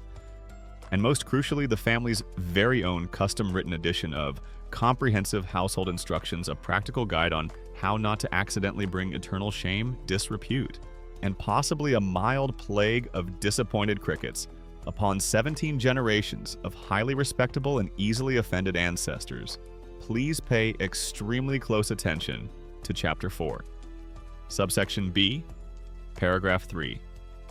The correct and only acceptable method for folding a ceremonial napkin for important guests who will be silently but intensely judging your napkin folding skills, and by extension, your entire moral character. These yuksun were not intended for public circulation like imperial edicts or published philosophical treatises. They were private documents meant for the internal governance and moral edification of a specific lineage. They might be read aloud regularly at family gatherings studied by younger members under the tutelage of elders, or even inscribed on commemorative tablets displayed within the ancestral hall. Their authority stemmed from the patriarchal head of the family and the collective weight of the manbai of ancestral tradition. While they didn't carry the force of state law in a formal court within the confines of the extended family compound, which for many women was their entire world. These household codes were often far more immediate and more consistently enforced than any imperial decree. What kind of rules and implied penalties for women might you find within these family instructions? Ageria. They would invariably reiterate and elaborate upon those foundational Confucian ideals of the 3 obediences and 4 virtues that we've already discussed. There would be detailed prescriptions for wifely duties, absolute obedience and deference to her husband, and even more critically to her parents-in-law. Diligent management of household affairs, including overseeing servants if any, managing budgets with utmost frugality, and ensuring the smooth running of domestic routines. And of course, the bearing and proper Confucian upbringing of children, especially sons, to continue the lineage. The Jaksun would often contain long lists of specific female faults that were to be strictly avoided. These might include laziness or slovenliness in domestic tasks, excessive talkativeness, argumentativeness, or that ever-present social sin. Gossiping. Even though gossip itself was a tool of social control, women were often admonished not to engage in its more malicious forms, especially if it disrupted family harmony. Displays of jealousy, particularly in polygamous households between co-wives or towards favored concubines. Any hint of extravagance in dress or personal expenditure, disrespect or disobedience towards elders, or especially the mother-in-law. And of course, any behavior that might remotely compromise her chastity or the family's reputation for virtue. The list of potential female faults in some of these more detailed jiaksun was probably longer than the Great Wall of China itself, and considerably more difficult to navigate without inadvertently stumbling. Fault number 378B subsection gamma. A stern father-in-law might read from the family rulebook, excessive unladylike sighing whilst engaged in the mending of father-in-law's third best pair of winter socks. Penalty: an additional 7 pairs of socks requiring immediate and cheerful mending, accompanied by a lengthy private lecture from mother-in-law on the importance of maintaining a serene and contented disposition whilst performing all sacred ancestral sock-related duties. It was by all accounts a rather tough crowd to please. While these family instructions might not always explicitly detail brutal physical punishments for such domestic infractions, though the Jiazhang certainly retained the right to physically discipline members of his household, including his wife, albeit within certain societal limits to avoid public scandal. They were very effective at outlining, or at least strongly implying, a range of subtle sanctions and the ever-present threat of more severe consequences for repeated or egregious misbehavior. The penalties implied within the Jaksun often mirrored those informal disciplines we've already touched upon. The withdrawal of favor by a husband or mother-in-law, leading to emotional and material neglect, stricter supervision and increased scrutiny of one's every action, public within the family at least shaming or scolding, the assignment of particularly unpleasant, demeaning, or excessively burdensome domestic tasks as a form of penance, temporary isolation within one's own quarters, or being excluded from important family gatherings or rituals like those vital ancestral rites. The actual lived experience of women in Qing Dynasty households and the extent to which their daily behavior and personal autonomy were rigidly dictated by the often highly idealistic and deeply prescriptive pronouncements found in these formal jiaxina versus the degree to which these texts perhaps represented more of an aspirational moral framework or a tool for asserting patriarchal authority that individual women might still find subtle ways to negotiate, reinterpret, or even quietly resist in the privacy of their own lives. And through their carefully cultivated female support networks is a key area of ongoing and nuanced research for historians of Chinese family structures, gender relations, and domestic life. The unspoken threats embedded within these clan codes were often just as powerful as any explicitly stated penalty. The constant reminder of expected behavior, the detailed cataloging of potential faults, the emphasis on family honor and reputation. All these created an atmosphere of pervasive self-monitoring and a deep-seated anxiety about transgressing. The ultimate, though perhaps rarely invoked for a primary wife unless her offenses were truly intolerable, was the threat of being sent back to her natal family in disgrace, an act that would bring profound shame upon both her and her original kin, and effectively render her a social outcast with very bleak future prospects. The Jiaxun didn't always need to explicitly spell out every single punishment in gory detail. The threat was often more effectively implied, hanging in the air like the scent of expensive but slightly judgmental sandalwood incense in the ancestral hall. It's like your modern smartphone's incredibly lengthy terms and conditions. You don't actually read all 700 pages of dense legalese, but you have a vague, unsettling feeling that if you inadvertently click on the wrong thing or download the wrong app, something vaguely ominous but entirely legally binding will probably happen to your data, your privacy, or your ability to ever get that catchy but annoying ringtone out of your head. The Qing Dynasty Jiaxun just involved significantly more disappointed ancestors and a distinct lack of readily available data harvesting. These family instructions, therefore, Ageria served as a powerful, localized form of law shaping the subtle discipline that governed a woman's life from within the courtyards of her own home, ensuring her conformity to the patriarchal ideals and the preservation of the lineage's good name in the highly structured world of Qing Dynasty China. You are now, Ageria, deeply familiar with the formidable, if often unwritten codes that governed a woman's life within the Qing Dynasty household. You've seen how the ideals of the 3 obediences and 4 virtues were relentlessly instilled, how the patriarchal family structure itself, with the jiazhang and the powerful mother-in-law at its apex, served as a constant court of judgment. You've witnessed the sting of communal gossip, the icy chill of silent familial disapproval, and the profound spiritual weight of bidiyake, of being excluded from ancestral rites. And you've discovered how the formal written family instructions, the Jiaxun, laid down specific rules and carried unspoken threats, all designed to ensure female conformity. But what happened if these measures, the disapproving glances, the cold shoulders, the weight of ancestral displeasure, the stern reminders from the family rulebook, were still deemed insufficient to correct a woman's perceived transgressions, or to quell a spirit deemed too independent or disruptive? Then Ageria, the subtle discipline, could escalate to a more tangible, more isolating, and often more emotionally devastating form, a kind of internal household exile, or even a temporary, shaming banishment back to her natal family.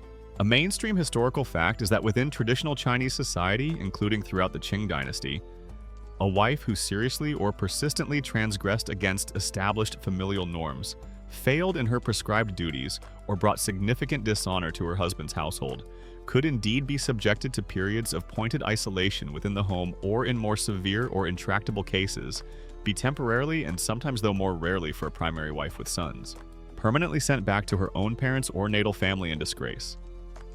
This was a powerful tool for enforcing conformity and was considered a very serious social sanction. Imagine yourself, Ageria, as a young Qing Dynasty wife who has, perhaps through repeated minor infractions, or one more significant, though not necessarily legally criminal act of perceived defiance or incompetence, truly incurred the deep and lasting displeasure of your powerful mother-in-law, or your increasingly exasperated husband. The whispers have not worked. The cold scorn has not sufficiently broken your spirit. The family instructions have been, in their view, flagrantly ignored. What then? You might find yourself subjected to courtyard exile. So you've really done it this time. Perhaps you publicly disagreed with your father-in-law about the correct way to interpret a particularly obscure passage from the Confucian classics, a truly audacious move. Or maybe despite clear and repeated instructions from your mother-in-law, your attempts at making perfectly translucent jewel-like winter melon soup have consistently resulted in something more closely resembling slightly opaque, vaguely swampy pond water. The sentence for such culinary or philosophical treason, courtyard exile. You are now granted the exclusive, if somewhat dubious, privilege of residing in your own lovely, entirely secluded, i.e., completely and utterly isolated set of rooms, probably at the far draftiest and least desirable end of the family compound. Your main companions henceforth will be the slightly judgmental pigeons nesting in the eaves. A profound and ever-deepening sense of your own egregious domestic or intellectual failings, and perhaps a single, very sympathetic but entirely mute potted chrysanthemum. Enjoy your deeply reflective and probably quite chilly solitude. This internal banishment would be a carefully managed affair. You might be forbidden from entering the main halls of the house, from participating in communal family meals, or from joining the other women of the household in their daily tasks or social interactions in the more pleasant courtyards. Servants might be instructed to provide you with only the most basic necessities delivered with a minimum of interaction. Crucially, you might be denied easy or frequent access to your own children, who would remain under the care and influence of the senior family members. This separation from her children would be for many mothers the most painful aspect of such a punishment. The psychological impact of this enforced isolation within the very walls that were supposed to be your home would be immense. The loneliness, the shame of being so visibly ostracized, the constant anxiety about your uncertain future, the fear that this temporary exile might become permanent, all these would weigh heavily upon your spirit. The purpose was clear: to make you feel the full weight of your disgrace, to break any remaining spirit of resistance or perceived willfulness, to force you into a state of profound repentance, and to serve as a stark warning to any other potentially rebellious female members of the household. If courtyard exile and its attendant pressures still failed to bring about the desired level of contrition and conformity, or if your offense was deemed too great to be managed internally, a more drastic step might be taken: temporary banishment back to your natal family. This was a very serious measure, Egeria, carrying with it a heavy load of shame for both you and your original kin. For your husband's family, it was a public, or at least semi-public, within their wider clan and social network admission that they had failed to properly manage or discipline one of their own female members. For your natal family, your return under such circumstances was a profound dishonor, a sign that you had failed in your wifely duties, that their upbringing of you had been somehow deficient, and that you were now embarrassingly being returned like faulty goods. Being sent back to your parents' home in disgrace during the Qing Dynasty Egeria was the ancient Chinese equivalent of having your social media account publicly suspended for egregious misconduct. All your online friends ostentatiously unfriending you en masse, and then your very disappointed parents having to post a lengthy, humiliating public apology on your behalf, possibly accompanied by a solemn vow that you will henceforth attend intensive remedial classes in virtuous silence and appropriate tea-pouring techniques. Your poor father would not be pleased. The precise frequency and the exact legal or customary circumstances under which Qing Dynasty women were actually subjected to these more extreme forms of internal household exile, or temporary, or even permanent banishment back to their natal families, and the intricate processes of interfamilial negotiation, mediation by elders, and potential reconciliation or permanent separation that might follow such an event, are often difficult to systematically quantify or fully reconstruct from the historical record, as these often relied on anecdotal evidence found within family genealogies, personal letters, though rarely detailing such shameful events, explicitly occasional legal disputes that escalated to involve magistrates, or the sometimes dramatic, if perhaps fictionalized, portrayals of such domestic crises in Qing Dynasty novels and operas. A quirky or fringe tidbit is that some of those detailed jiaxun or clan rules we discussed earlier might actually contain specific, if delicately phrased, provisions for such banishments. They might outline the types of offenses that could lead to a wife being returned for further instruction, or the conditions under which she might eventually be accepted back into her marital home, usually after a period of profound repentance and a solemn promise, perhaps backed by her own chastened family of future impeccable conduct. The conditions for your eventual return from such a banishment, Egeria, would be stringent. You would need to demonstrate absolute contrition. Your natal family would likely have to engage in some serious diplomacy with your husband's family, offering apologies, assurances, and perhaps even some material compensation to smooth things over. You might be required to undergo a period of re-education by your own parents or elders, a refresher course in the sacred arts of wifely obedience and filial piety. Only when your husband's family, and particularly his parents, were fully convinced of your sincere repentance and your renewed commitment to virtuous conformity, would you likely be permitted to return. And even then, your position within the household might remain somewhat precarious. Your past transgression, a silent, unspoken shadow. The chill of this banishment, therefore, wasn't just about the potentially unheated remote room they probably assigned you during your courtyard exile. It was the bone-deep emotional coldness of familial rejection, the deafening silence of withdrawn affection, the sudden terrifying unavailability of anyone in your immediate world who might be willing to pass you the good tea or indeed offer you any comfort at all. This power to isolate, to exclude, to temporarily or even permanently eject a woman from the very family unit that defined her entire social and economic existence was perhaps one of the most potent forms of subtle discipline available to the patriarchal Qing household. It wielded the terrifying threat of social and emotional annihilation, all without necessarily resorting to the overt violence of the state's legal punishments. The chilling silence of courtyard exile, Egeria, that temporary shaming banishment within the very walls of your Qing Dynasty marital home, or perhaps even a more formal, if still temporary, return to your disappointed natal family, has given you a stark understanding of how a woman's perceived transgressions could be met with profound social and emotional isolation. You've seen how the powerful heads of household, your father-in-law, your husband, and most certainly your formidable mother-in-law, could wield this withdrawal of acceptance and belonging as a potent disciplinary tool. But what if your supposed faults were deemed less worthy of dramatic exile and more deserving of a slow grinding and utterly demoralizing form of daily penance? Then, Egeria, you might find yourself entangled in the subtle discipline of endless stitches. A peculiar penalty where the virtue of womanly work itself was twisted into an instrument of correction and control. Remember those 4 virtues that so rigidly defined ideal Qing womanhood? The fourth of these fu gong, or womanly work, emphasized diligence and skill in all domestic duties. A virtuous woman was expected to be an industrious and proficient household manager, excelling in tasks like spinning, weaving, embroidery, sewing, cooking, cleaning, and the overall smooth, frugal administration of the inner quarters. Her tireless labor was essential for the well-being and prosperity of the family. This was the ideal a source of praise and respect. But this very ideal, this expectation of constant, diligent domesticity could also be ingeniously and rather cruelly weaponized as a form of punishment for a wife or daughter-in-law who had fallen out of favor or was deemed in need of correction. A mainstream historical fact is that within the traditional Chinese patriarchal household, including throughout the Qing Dynasty, the allocation and supervision of domestic labor was strictly hierarchical. Senior women particularly, the mother-in-law held considerable authority over the younger women, especially their daughters-in-law, and it is highly plausible and consistent with anecdotal and literary evidence that they could and sometimes did use the assignment of particularly arduous demeaning, or simply an overwhelming excess of household tasks as an informal but highly effective means of expressing displeasure, enforcing discipline, or subtly asserting their dominance over junior female family members.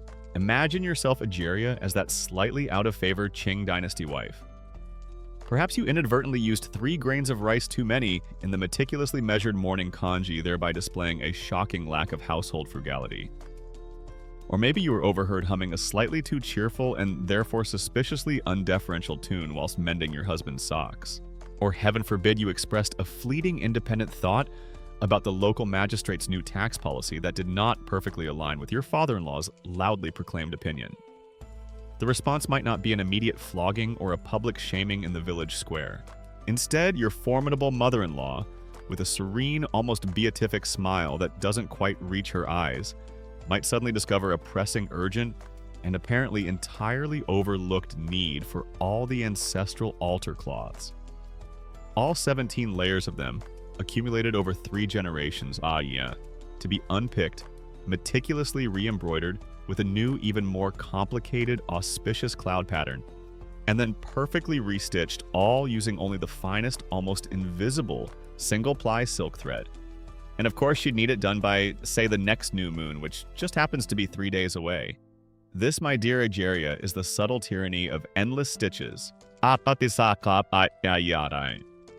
So you, the now slightly less favored Qing Dynasty wife, having perhaps also committed the heinous crime of suggesting that your mother-in-law's prize-winning, generations-old recipe for 1,000-year-old preserved duck eggs could possibly be subtly improved with a radical, almost heretical addition of eggs that were, say, only 999 years old, have been assigned your solemn penance.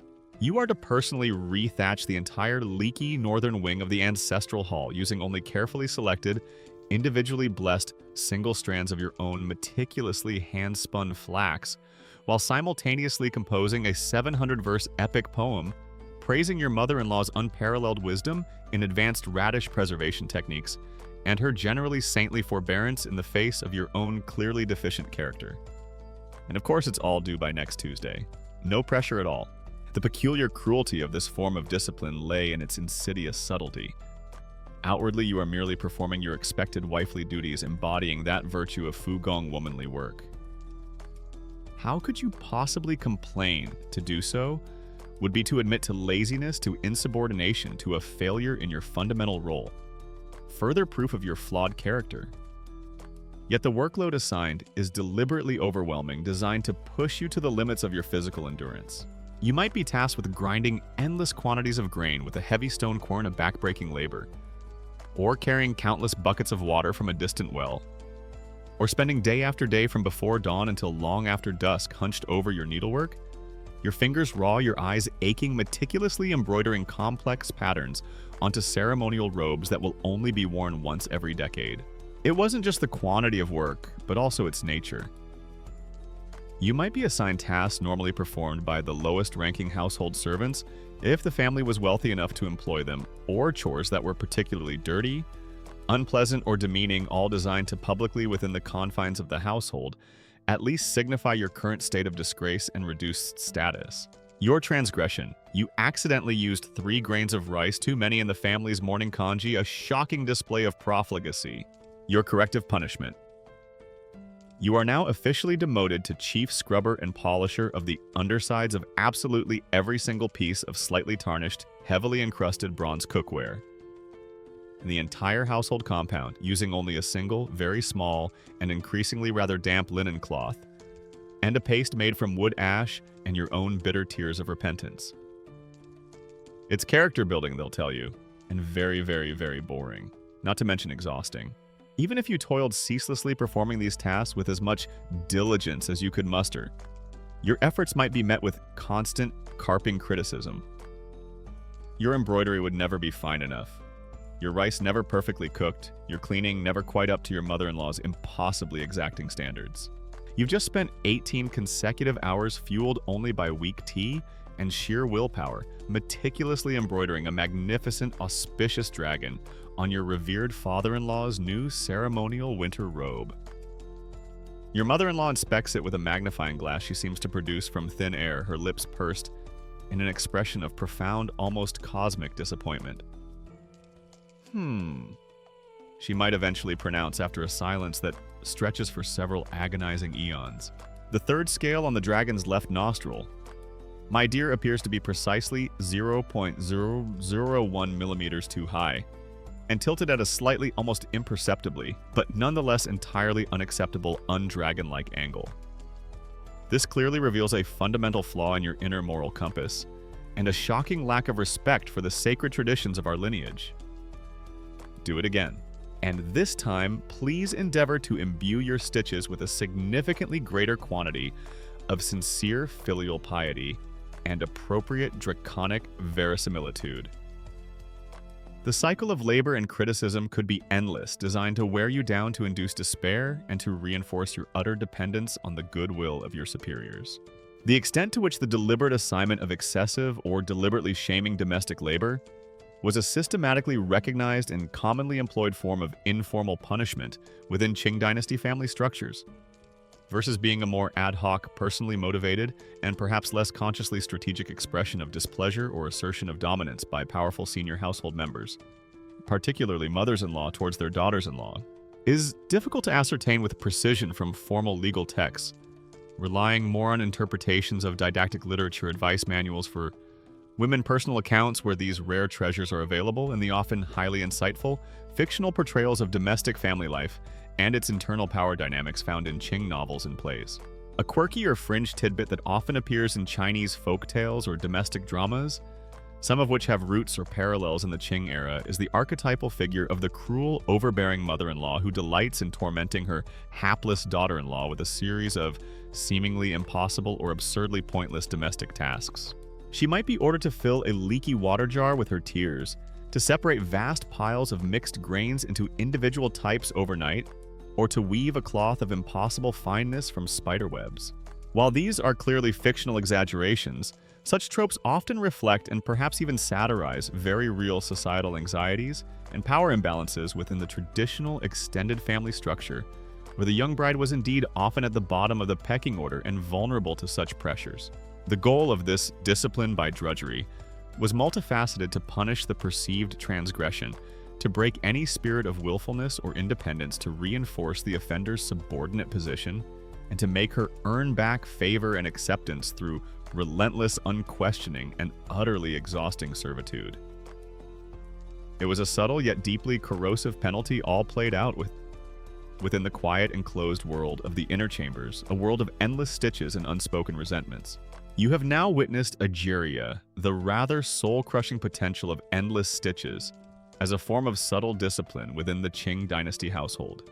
You've seen how the virtue of womanly work, Fugong, could be perversely twisted into a tool of penance with a disfavored wife or daughter-in-law assigned overwhelmingly arduous, demeaning, or simply mind-numbingly repetitive domestic tasks, her spirit slowly eroded by exhaustion and the constant carping criticism of her efforts. This was a discipline enacted through doing. But what if the penalty was not about what you were forced to do, but about what was deliberately withheld from you? What if the subtle discipline manifested as an empty teacup, a colder room, a thinner quilt, a pointed lack of small everyday kindnesses? This Ageria was the chilling power of the empty cup, another potent instrument in the orchestra of quiet domestic coercion. In a life as constrained and as focused on the minutiae of the household as that of most Qing Dynasty women, especially those in respectable tradition-bound families, small comforts, daily routines, and seemingly insignificant gestures of affection or consideration would have held immense importance. These were the tiny, soft threads that could make an otherwise restrictive existence bearable, even pleasant. A warm cup of good quality tea served at the right moment, a slightly larger portion of a favorite dish at dinner, a new silk ribbon for her hair, a kind word from her husband, a shared smile with her mother-in-law, the privilege of sitting in a sunnier, warmer part of the courtyard for her embroidery. These were not grand luxuries, but they were the subtle markers of favor, acceptance, and belonging within the family hierarchy. And precisely because they were so valued, their deliberate denial could be an incredibly effective, if often entirely unspoken, form of punishment. A mainstream historical fact is that within the hierarchical and patriarchal household systems prevalent in Qing Dynasty China, where junior female members, particularly daughters-in-law, had very limited independent access to resources or personal autonomy, the selective withholding or provision of material comforts such as better quality food, more desirable clothing, or more comfortable living quarters, and crucial social kindnesses by senior family members, most notably the husband, and, with even greater day-to-day impact, the mother-in-law could function as a powerful, if often entirely unacknowledged means of asserting authority, expressing profound displeasure, and subtly but effectively enforcing desired behavior and conformity. Imagine yourself, Ageria, as that Qing wife who has somehow, perhaps through a perceived slight to your mother-in-law or a failure to meet your husband's expectations, in some subtle way fallen from grace. Suddenly, the small comforts you once took for granted begin to evaporate.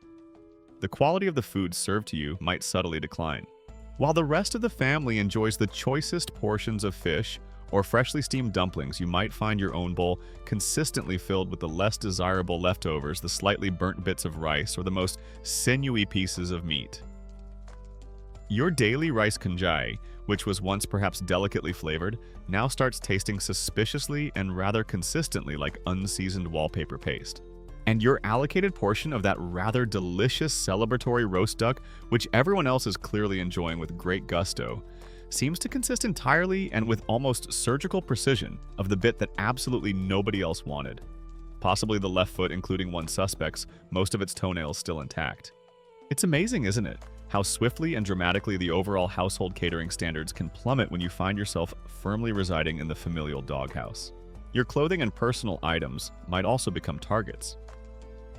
Perhaps when new silks or cottons are distributed for making seasonal garments, your portion is noticeably smaller, of inferior quality, or a particularly unflattering shade of greenish-brown that everyone knows you detest. Your request for pins and needles money, that small allowance often given to women for minor personal expenses or craft materials, might be quietly ignored or significantly reduced. The little personal touches that once made your small section of the inner quarters feel like your own, a pretty vase, a comfortable cushion, might mysteriously disappear or be reallocated to a more favored sister-in-law or concubine. Your room, in what you've now secretly, and with a growing sense of weary resignation, started calling the courtyard of eternal repentance and slightly drafty windows, is now demonstrably colder. The paper on the window lattices seems to have developed several new suspiciously targeted tiers. The quilt on your bed feels distinctly thinner and less comforting than it used to, and the only candle you are now permitted is that tiny sputtering and rather pathetic one that smells faintly of profound disappointment and possibly some very old, very rancid yak butter. Meanwhile, your perfectly virtuous, never puts a foot wrong sister-in-law, the one who always remembers to laugh with precisely the right degree of tinkling deference at father-in-law's most ancient jokes, is probably enjoying a brazier of glowing charcoal under her bed. Freshly brewed premium Dragonwell tea served in a delicate porcelain cup, and perhaps even a private improving poetry recital by a specially hired and no doubt very expensive local scholar. The contrast is subtle yet brutal and entirely intentional. The extent to which the deliberate and systematic withholding of these small everyday comforts and basic daily necessities was a consciously strategized and commonly applied disciplinary tactic within most Qing Dynasty families, versus perhaps being a more unconscious, almost instinctual byproduct of strained emotional relationships. Favoritism, or simply the arbitrary and unthinking exercise of power by dominant and often quite stressed household members, is exceptionally difficult to assess with historical precision from our surviving records, as these kinds of intimate, often unacknowledged domestic power plays and emotional undercurrents are rarely detailed explicitly in formal legal texts or even in most personal diaries or letters, which tended to focus on more public or conventionally significant events. The denial of social comforts and small kindnesses could be even more psychologically damaging. You might find yourself increasingly isolated. Conversations might still abruptly cease when you enter a room, or voices might drop to conspiratorial whispers. Your attempts to engage in polite small talk might be met with curt, dismissive replies, or that chilling, soul-withering wall of utter silence from your mother-in-law. You might be excluded from pleasant family activities that you were once part of, perhaps a leisurely stroll in the family garden, an evening session of listening to a storyteller, or the preparation of special foods for a festival. Even the household servants, taking their cue from the changed attitude of the senior family members, might become less attentive, less respectful, their service grudging and perfunctory. The empty cup ageria isn't just about a literal lack of good quality tea. It's about that sudden, pervasive, and deeply chilling lack of a kind word, that pointed, almost aggressive absence of a shared smile the way everyone else in the room seems to find the intricate pattern on the wallpaper, or a particularly uninteresting housefly on the window pane, intensely, almost magnetically fascinating whenever you attempt to join a conversation or express a simple thought. It's the emotional equivalent of being served a large, cold, and entirely unsalted bowl of profound, echoing silence for dinner every single night for an indeterminate period. A quirky or fringe tidbit that illustrates this kind of subtle symbolic deprivation is found in some traditional Chinese family dramas or novels, which, while fictional, often drew upon very real social dynamics. In these stories, there are often poignant, almost heartbreaking scenes where a disfavored wife or a tormented daughter-in-law is pointedly served her meager portion of rice in a chipped or cracked bowl, or given inferior tea in a plain, ugly cup, while other more favored family members dined from beautiful porcelain with all the customary ceremony. This small, seemingly trivial act of using a damaged or inferior vessel is a powerful public within the household symbol of her diminished status, her current unworthiness, and the family's profound displeasure. This form of discipline was particularly insidious because it was so deniable. If you dared to complain about the cold room, the poor food, or the lack of kind words, you could easily be accused of being ungrateful, overly sensitive, or simply imagining things. What cold room, daughter-in-law, the sun is shining quite brightly today. Is it not? Perhaps you are feeling a little unwell, your mother-in-law might say with an expression of perfect innocent concern, all while pointedly adjusting her own thick, fur-lined winter robe. The withholding of these small comforts and kindnesses was a way to slowly, steadily grind down your morale to make your daily existence one of quiet misery and gnawing insecurity, all designed to coerce you back into a state of perfect unquestioning and utterly compliant obedience. It was in its own way a peculiar and profoundly effective penalty. The chill of that empty cup, Egeria, the profound psychological weight of being denied small comforts and everyday kindnesses within your Qing Dynasty household, has settled upon your imagined spirit. You've experienced how a disapproving mother-in-law or a displeased husband could wield this subtle yet deeply effective form of discipline, slowly eroding morale and enforcing conformity through 1,000 tiny deprivations. You've seen how gossip could shred a reputation, how silent scorn could isolate how family instructions laid down unyielding codes, how courtyard exile could banish, and how even the expected virtue of diligent womanly work could be twisted into a penance of endless stitches. It's a world where a woman's life, particularly if she strayed from the prescribed path of perfect Confucian propriety, could become one of quiet, almost invisible suffering. But amidst this often stifling atmosphere of constraint and subtle discipline, did Qing women have any outlet for their inner lives, their sorrows, their frustrations, or even their quiet acts of intellectual and emotional resilience?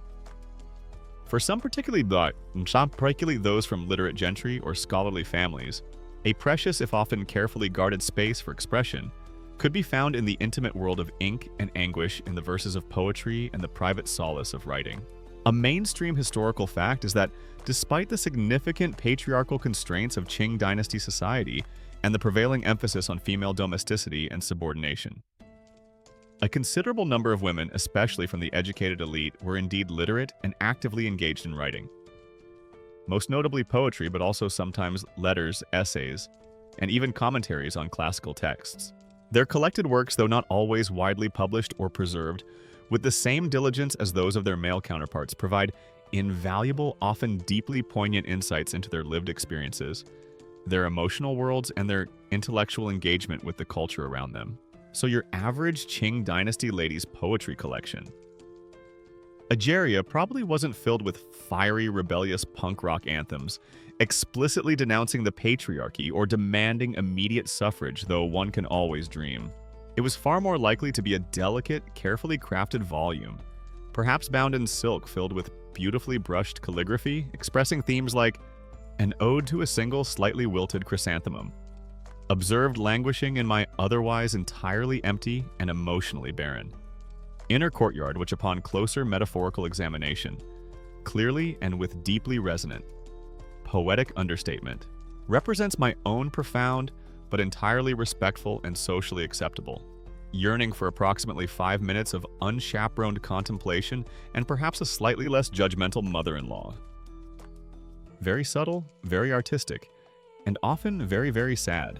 Female literacy in Qing China, while by no means universal, was certainly more widespread than in many earlier periods, particularly within gentry, Shenxi families who valued education for both sons and increasingly for daughters, albeit often with different aims. A daughter's literacy was generally seen as enhancing her marriage prospects, making her a more refined companion for an educated husband, and equipping her to better manage household accounts, supervise the education of her own future children, especially in their early years, and absorb the moral teachings of Confucian classics and female conduct book.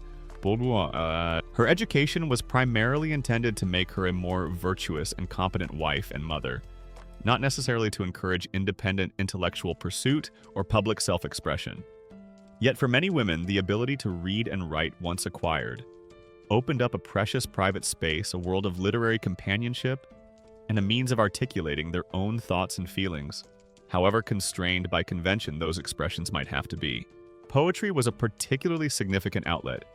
It was a highly respected art form in traditional Chinese culture with established conventions and a rich history that even women of relatively modest literary ambition could engage with. Through the disciplined forms of Shi classical poetry or the more lyrical cadences of Kai song lyric poetry, Qing women could give voice to a range of emotions and experiences often excluded from more public or formal discourse.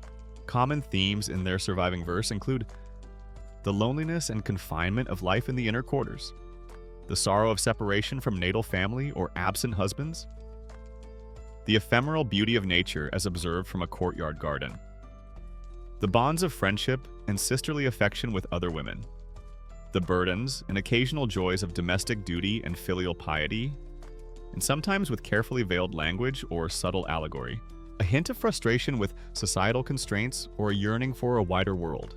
The extent to which the often melancholic or seemingly conventional poetry and other writings of Qing Dynasty women should be interpreted primarily as genuine, unvarnished expressions of their personal anguish, intellectual frustrations, and subtle social critique, versus the degree to which their work largely conformed to established literary tropes, well-worn sentimental conventions, and deeply ingrained gendered expectations for appropriate female literary expression, is a complex and fascinating area of ongoing literary historical analysis and feminist scholarly debate.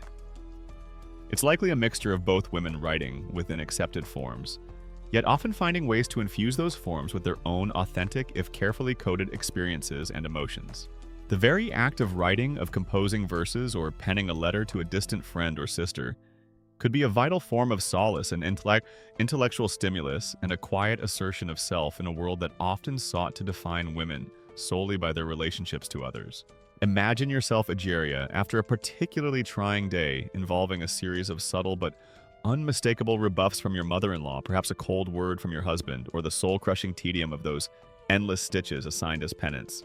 Retreating to your own small writing table, grinding your ink stick on the inkstone, carefully selecting your wolf hairbrush, and then with focused intent pouring your thoughts and feelings onto a sheet of delicate rice paper. This act itself could be a form of release, a way of creating a small private world of meaning and beauty amidst the often stifling constraints of the household. A quirky or fringe tidbit that underscores the importance of these female literary connections is the phenomenon of Qing women forming poetry clubs or informal literary societies amongst themselves. These were often comprised of sisters, cousins, or close female friends, sometimes even spanning across different households through the exchange of letters and manuscript poems. Within these supportive networks, women could share their composition, offer critiques and encouragement, engage in friendly poetic rivalries like matching rhymes from another's poem, and foster a sense of intellectual companionship and artistic solidarity, creating a vibrant, if largely private, female literary culture that existed alongside and sometimes subtly challenged the male-dominated public literary sphere. Imagine a secret late-night Qing women's poetry slam, Egeria held in a secluded garden pavilion by the light of paper lanterns. All right, ladies, gather around and silence your crickets. Next up on the rice paper scroll is the esteemed Lady May, who will be performing her heart-wrenching 7-stanza lyrical lament concerning the tragic and entirely preventable inadequacy of this year's imperial silk thread supply and its deeper, more profound implications for female artistic agency within the overarching Neo-Confucian socio-political paradigm. Followed, of course, by a series of very quiet, incredibly demure, and entirely decorous finger snaps of appreciation. While most women's writing remained within the private sphere shared only with a trusted circle, some did achieve a degree of wider, if posthumous or family-mediated recognition. Collections of women's poetry were sometimes compiled and printed often by proud fathers, husbands, or sons, particularly if the work was seen to embody appropriate feminine virtues alongside literary skill. This indicates that female literary talent, as long as it stayed within the bounds of propriety and didn't venture into overly controversial or unfeminine territory, could be acknowledged and even celebrated to some extent. If a Qing Dynasty woman harbored ambitions of having her poetry more widely published during her lifetime, However, it usually helped immensely if her husband or father not only approved of the content, but also considered it suitably virtuous. Unlikely to cause any family embarrassment, and definitely not containing any verses that might, for example, inadvertently incite a peasant rebellion. Question the emperor's divine mandate, or worst of all, cause the revered ancestors to frown with celestial disapproval from beyond the grave. "Yes, my dearest wife," her husband might say after carefully perusing her latest collection. "Your poignant poem about the enduring beauty of filial obedience and the quiet joys of meticulous household account-keeping is truly lovely a credit to your refined sensibility. That other one, however, the rather spirited ballad about wanting to run away and become a notoriously successful sword-wielding pirate queen, terrorizing the South China Sea. Perhaps we might just keep that particular masterpiece safely tucked away in your private, very, very secret locked diary for now."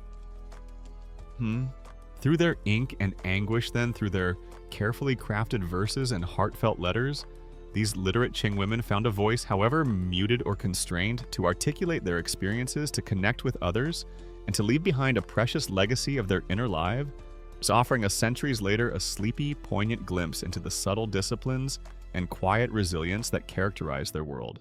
You have now, Egeria, become intimately acquainted with the intricate, often suffocating web of subtle disciplines that governed a woman's life within the Qing Dynasty household. You've witnessed the power of gossip to shred reputations, the icy sting of familial silent treatment, the spiritual weight of exclusion from ancestral rites, the relentless pressure of written family instructions, the chilling isolation of courtyard exile or temporary banishment, the demoralizing burden of endless stitches in the form of punitive domestic labor, and even the quiet cruelty of the empty cup, the withholding of small comforts and everyday kindnesses. These were the tools of a society obsessed with order, hierarchy, and female conformity, designed to correct and control without, for the most part, resorting to the overt public intervention of state law. But what happened when these subtle, domestically administered penalties failed? What if a woman's perceived transgression was deemed too serious, too public, too defiant, or simply too disruptive to be managed solely within the confines of the family compound? Then Egeria, the velvet glove of subtle discipline, could be swiftly replaced by the iron fist of formal and often far harsher paths of correction, involving the magistrates, the yamen runners, and the explicit, unyielding letter of the Great Qing Code. A mainstream historical fact is that while Qing society strongly emphasized familial discipline as the first line of defense for maintaining social order, especially concerning the conduct of women, the formal imperial legal system codified in the Great Qing Code, Da Qing Lu Li, certainly contained specific statutes pertaining to crimes committed by women. For serious offenses, particularly those seen as threatening the patriarchal family structure, public morality, or state stability, women could indeed face severe state-sanctioned punishments, including brutal corporal punishment, public shaming devices like the Kang imprisonment exile, and even in the most extreme cases, capital punishment. So you've unfortunately graduated from the relatively minor infraction of serving slightly lukewarm tea to your esteemed mother-in-law, thereby causing her momentary, if deeply felt, thermal discomfort, to perhaps the rather more serious charge of publicly questioning the sagacity of the local magistrate's prize-winning pig, or heaven forbid, engaging in unauthorized, non-Confucian-approved, independent thought. The Qing Dynasty disciplinary ladder, it turns out, had some very steep, very unforgiving, and occasionally quite painfully splintery rungs. What kind of female crimes were deemed sufficiently grave to warrant this escalation from subtle domestic correction to formal state-administered punishment? Adultery Tongjian committed by a wife was almost universally condemned as an extremely serious offense across traditional Chinese society, and the Qing Code was no exception. It was seen as a profound violation of the husband's rights, a pollution of the lineage, and a grave threat to family honor and social stability. While the cuckolded husband sometimes had certain customary, though not always legally straightforward rights to enact private vengeance, proven adultery by a wife could lead to severe legal penalties, often including harsh flogging, public humiliation, and in some circumstances, depending on the specific details and the social status of those involved, potentially even more severe outcomes if it led to other crimes like homicide. Violent or grossly disrespectful behavior towards one's parents-in-law, particularly the mother-in-law, was another transgression taken with utmost seriousness. Remember those three obediences? Egeria, absolute filial piety to one's husband's parents, was paramount. To strike curse or flagrantly disobey them was a major breach of Confucian ethics and law, and could result in punishments ranging from severe beatings to, in cases of actual physical harm to a senior in-law, even the death penalty for the offending daughter-in-law. Desertion of the marital home by a wife without just cause serious theft, whether from within the family or from outsiders if it reached a certain threshold of value, or involvement in practices deemed as witchcraft or harmful magic, could also bring a woman before the magistrates. And of course, the most heinous crime of all, the murder of a husband or a senior family member, parricide, would invariably result in the most extreme and horrific forms of capital punishment, often designed to be particularly cruel and exemplary. When a woman's case did reach the formal legal system, the punishments could be starkly physical and public. Beating with the bamboo, either the light bamboo chi for lesser offenses or the heavy bamboo zhang for more serious ones, was a common judicial punishment administered by yamen runners, the often rather brutal underlings of the local magistrate's court. The number of strokes would be prescribed by law or by the magistrate's discretion, and even a light beating could be a painful and deeply humiliating experience. For offenses deemed to require more prolonged public shaming, there was the kangu jia. This was a heavy wooden board, sometimes weighing 20 or 30 pounds or more, with holes for the offender's neck, and sometimes hands, forcing them into an uncomfortable fixed posture. The nature of their crime was often written on a placard attached to the kang. The convicted woman would be forced to wear this device in a public place, the marketplace, the gate of the yamen, for a prescribed number of days or weeks, exposed to the elements and the scorn of passers-by. Wearing the kangyu was like being forced to sport a very large, exceptionally uncomfortable, and deeply unflattering wooden necklace that also doubled as a highly visible, personally inscribed public billboard, loudly announcing your recent poor life choices and moral failings to the entire neighborhood. Come one, come all! It might as well have proclaimed, "Gaze upon the unfortunate Madame Wu, who dared to possess an unauthorized opinion about the correct market price of soybeans, and is now enjoying this delightful state-sponsored neck brace of public ignominy. Let her discomfort be a lesson to you all." The actual frequency and consistency of the application of the harshest prescribed legal penalties, such as judicially ordered capital punishment, or lengthy distant exile specifically against women, for what were deemed female crimes as outlined in the Great Qing Code, versus the continued prevalence of more informal community or internal familial resolutions. Even for some quite serious transgressions, particularly if they could be contained without causing major public scandal, is a complex and nuanced area of socio-legal history, with scholars meticulously analyzing surviving Qing Dynasty case records, legal commentaries, and local gazetteers to understand the intricate interplay between formal state law, customary practices, and the often considerable discretion wielded by local magistrates in these sensitive matters. Imprisonment, while perhaps not as systematically developed for long-term sentences for all but the most serious offenders as in some later Western penal systems, was certainly a possibility. Women convicted of crimes could be confined in local jails or the holding cells of the magistrate's yamen, which were notoriously unpleasant, overcrowded, and unsanitary places. Exile Liu to a remote, often harsh and disease-ridden frontier region of the vast Qing Empire was another severe punishment, usually reserved for more serious offenses or for those whose continued presence in their home community was deemed intolerable. This was often a slow, lingering death sentence, cutting individuals off from their families, their ancestral homes, and any familiar means of support. And for the gravest crimes, capital punishment was the ultimate sanction. For women, the methods might sometimes differ slightly from those for men, with strangulation occasionally being considered a marginally less dishonorable form of execution than public beheading, though both were employed. For crimes of truly exceptional horror, like the murder of a husband by a wife, an act that completely overturned the sacred patriarchal order, the infamous death by 1,000 cuts lingqi, a slow and agonizing execution was theoretically possible, though it was an extremely rare punishment reserved for only the most heinous offenses against the state or fundamental moral order like treason or parricide. A quirky or fringe tidbit that offers a small glimpse into the gendered nature of the legal process is that in some Qing Dynasty legal cases involving women, particularly those related to domestic disputes, Accusations of adultery or matters requiring physical examination, magistrates might occasionally employ or consult with female examiners. Wenpo. Wenpo literally steady old woman. Often experienced midwives or older matrons to gather evidence or assess a woman's condition. This acknowledged certain spheres as primarily female, even within the overwhelmingly male-dominated formal patriarchal legal system. Though the ultimate judgment still rested with the male magistrate. These harsher, formal paths of correction, Ageria stood in stark contrast to the subtle domestically managed disciplines we've mostly focused on. They represent the point where a woman's perceived transgression escalated beyond the family's capacity or willingness to control it, triggering the direct, often brutal intervention of the imperial state.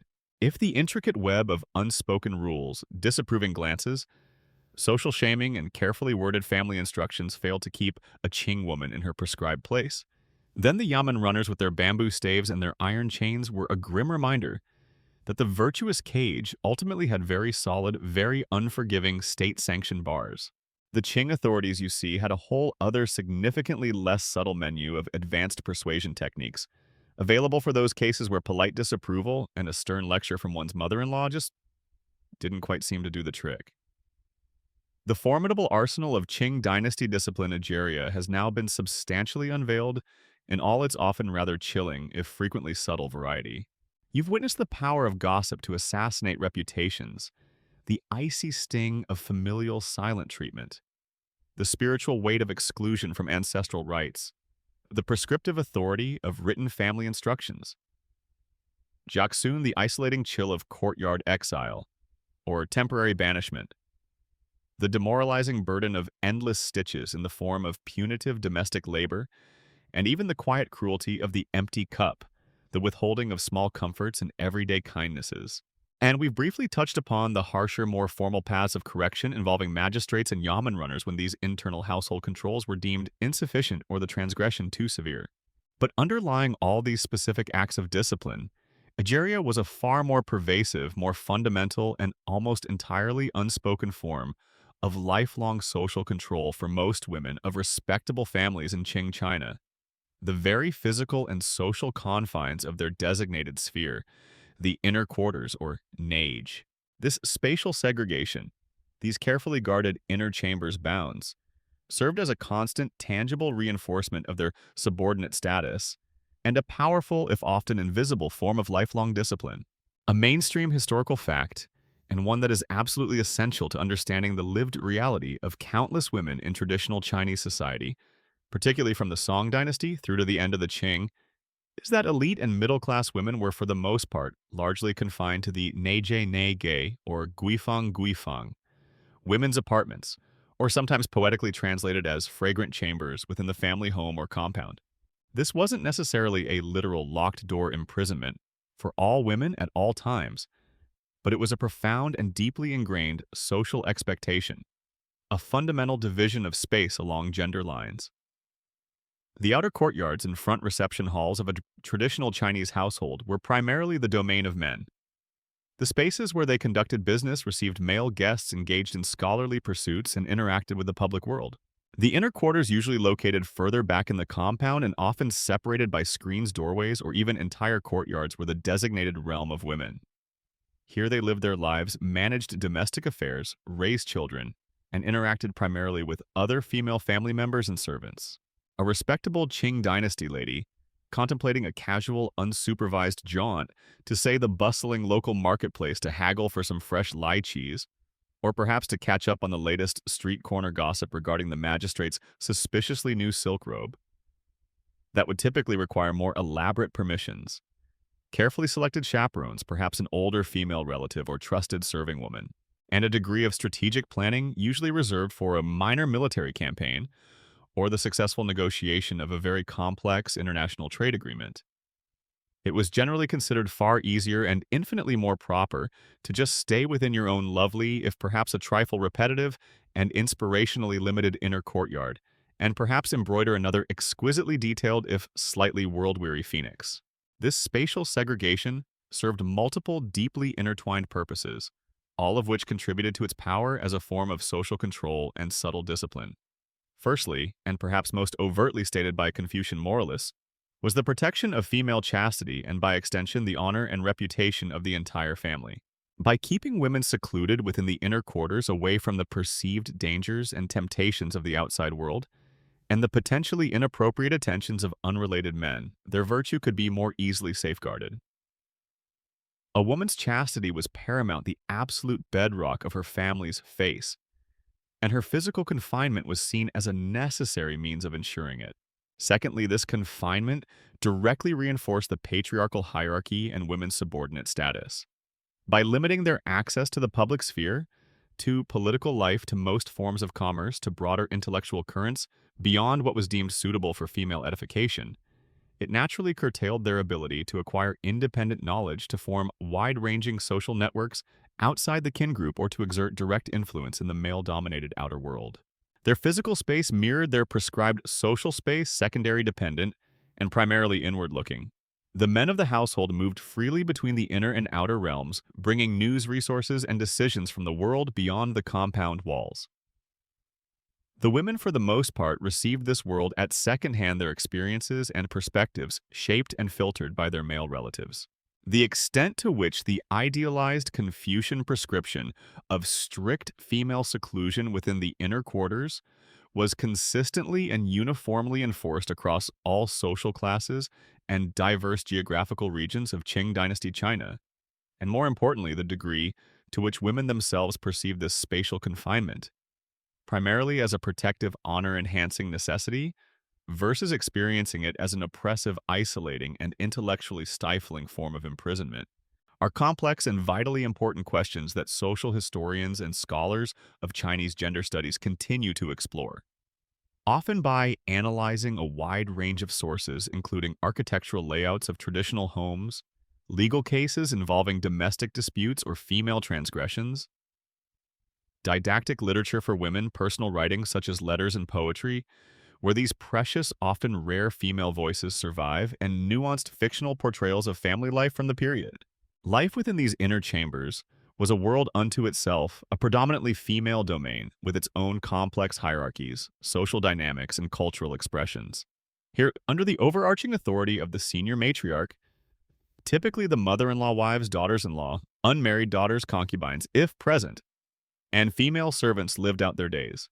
Their activities were centered on domestic production, the endless vital tasks of spinning, weaving, sewing, and embroidery, the preparation of food, the meticulous management of household stores and budgets, and of course the bearing and raising of children, particularly the crucial duty of nurturing sons to continue the lineage and perform the ancestral rites. While this world could be one of female companionship, shared work, and the transmission of specifically female knowledge and skills, it could also be a place of intense internal pressures, rivalries, especially in polygamous households, and the constant scrutiny of one's every action by other female family members. The men had the outer courtyards, the bustling marketplaces, the scholarly academies, and the halls of government for all their important business, their philosophical pondering, and their generally quite loud and self-important pronouncements on the state of the empire. The women, for the most part, had the inner chambers for significantly more embroidery, for intensive childcare, for the subtle but often quite fierce domestic power plays, and perhaps for some very intense, very quiet, and occasionally rather passive-aggressive, competitive tea-pouring ceremonies. Each to their own divinely ordained, spatially segregated, and meticulously gendered sphere of influence, as it were. The physical boundaries of the inner quarters thus served as a constant, unspoken reminder of a woman's place, a form of lifelong ambient discipline. To step outside these bounds without proper reason or permission was a transgression in itself, an act that could invite criticism, suspicion, and damage to one's reputation for modesty and propriety. A quirky or fringe tidbit that illustrates the architectural reinforcement of this gendered division of space is the design of many traditional Chinese courtyard houses, siheiwan. These were often laid out with a series of courtyards and halls progressing from the more public male-dominated front areas to the more private female-dominated intersections with specific gate screens or even changes in ground level, subtly but effectively controlling access and marking the transitions between these different social zones. It was like a physical three-dimensional map of the Confucian social and familial hierarchy built directly into the very fabric of the home. Even a Qing Dynasty woman's knowledge of the vast world that existed beyond her own compound walls was often by necessity carefully curated and frequently quite limited. "My dearest husband," she might inquire perhaps during a rare moment of shared quiet, "what momentous events are currently transpiring in the ongoing imperial trade negotiations with those rather hairy and unusually loud Western barbarians from across the Great Sea?" Her husband, after a thoughtful sip of his tea, might pat her hand condescendingly and reply, "Never you mind your pretty little domestically focused head about such complex and entirely masculine affairs, my dear. Here have another exquisitely preserved plum blossom to embroider onto this ceremonial slipper for your revered father-in-law. Isn't it lovely and entirely apolitical? And do try to ensure the stitching is particularly fine this time. The ancestors, you know, have remarkably exacting standards when it comes to auspicious footwear. The inner chamber's bounds, therefore, were far more than just architectural features. They were a powerful instrument of social control, a constant, subtle discipline that shaped a Qing woman's experiences, her opportunities, her very perception of the world from the moment she was born. As a daughter within one household to the day she died, hopefully as a respected, if still largely confined matriarch within another. The scent of sandalwood incense from the ancestral shrine Egeria and the hushed, rustling silks of women confined to the inner chambers of Qing Dynasty China now begin to gently fade from our sleepy senses. We have journeyed through a world where discipline was often as subtle as a disapproving glance, as silent as a withheld word, yet as powerful and confining as any physical chain. From the pervasive ideology of the three obediences and four virtues that shaped a woman's entire existence to the household courts ruled by patriarchs and mothers-in-law, the stinging weight of community gossip, the chilling isolation of being excluded from sacred family rites, the prescriptive power of written family instructions, and the profound lifelong constraint of the inner quarters themselves. These were the odd penalties and unseen boundaries that governed female lives. We've glimpsed how even acts of creativity like poetry could become a quiet space for expressing sorrow or resilience within these virtuous cages. And we've acknowledged that when these subtle measures failed, the Qing state possessed harsher, more formal paths of correction. The story of women's discipline in this era is a complex tapestry woven with threads of duty, virtue, power, and often quiet endurance. It reminds us that social control can take many forms, some loud and brutal, others as soft and insidious as a whispered rumor or an empty teacup. As the image of those secluded courtyards and the resilient women who inhabited them dissolves into the peaceful quiet of your own room, may you reflect on the diverse ways human societies have defined roles and maintained order. And may your own dreams be free of such constraints, filled instead with open doors, boundless horizons, and the gentle murmur of understanding across the ages. The formidable, almost invisible bounds of the inner quarters Egeria have now been clearly delineated in your mind's eye. You've seen how the very physical and social space a Qing Dynasty woman inhabited served as a constant, pervasive form of subtle discipline, shaping her experiences, limiting her horizons, and reinforcing her prescribed role within the patriarchal Confucian order. We've explored a rather sobering array of penalties for perceived female transgressions, from the chilling power of gossip and the icy sting of familial silent treatment to the spiritual desolation of being excluded from ancestral rites. The prescriptive weight of written family instructions, the isolating chill of courtyard exile, the demoralizing burden of endless stitches in the form of punitive domestic labor, and even the quiet cruelty of the empty cup. It might all paint a rather bleak picture of unmitigated oppression of women as purely passive victims within an unyielding system. But was that the entire story?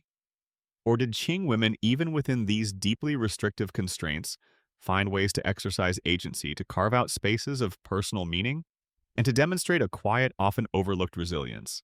A mainstream historical fact, and one that modern scholarship on Chinese women's history has increasingly brought to light, is that despite the severe patriarchal constraints of Qing Dynasty society, many women found diverse and often ingenious ways to exercise forms of agency, exert informal influence, and cultivate rich inner lives, even within their prescribed domestic roles. They were not simply blank slates upon which Confucian ideals were imprinted. They were active thinking individuals who navigated, negotiated, and sometimes subtly resisted the structures that sought to define them, One of the most significant avenues for female agency lay precisely within that domestic sphere to which they were largely confined. While the Jiazhong male head of household held ultimate authority, the day-to-day management of the inner quarters, the household budget at least for daily expenditures, the supervision of servants if any, the crucial task of raising and educating young children, and the intricate web of intrafamilial relationships often fell to the senior women, particularly the primary wife or the respected mother-in-law. A woman who proved herself a skilled and diligent household manager, who maintained harmony within the inner chambers, who managed resources frugally and effectively, and who, above all, successfully bore and raised virtuous sons to continue the lineage, could accrue considerable informal power, respect, and influence within the family. The ultimate power move for the Qing Dynasty woman. Egeria. Perhaps it was surviving the often grueling apprenticeship of being a young daughter-in-law with enough grace and fortitude to eventually become the formidable, respected, and undeniably powerful matriarch, the mother-in-law who then got to wield the subtle but highly effective tools of household governance, including, one presumes, the occasional strategically deployed silent stare of profound disapproval, and the exclusive control over who got to use the best quality tea leaves. The circle of subtle domestic life, in a way, motherhood, especially the bearing of sons, was a particularly crucial path to enhanced status and agency for a Qing woman. In a system so focused on patrilineal descent and ancestral veneration, a woman who provided heirs for her husband's lineage fulfilled her most vital societal function. This gave her a degree of security and leverage that a childless wife or one who only bore daughters might tragically lack. As the mother of the heir, her position was strengthened. Her voice carried more weight, and she could look forward to a future where she herself would be a respected elder, obeyed by her own sons and daughters-in-law.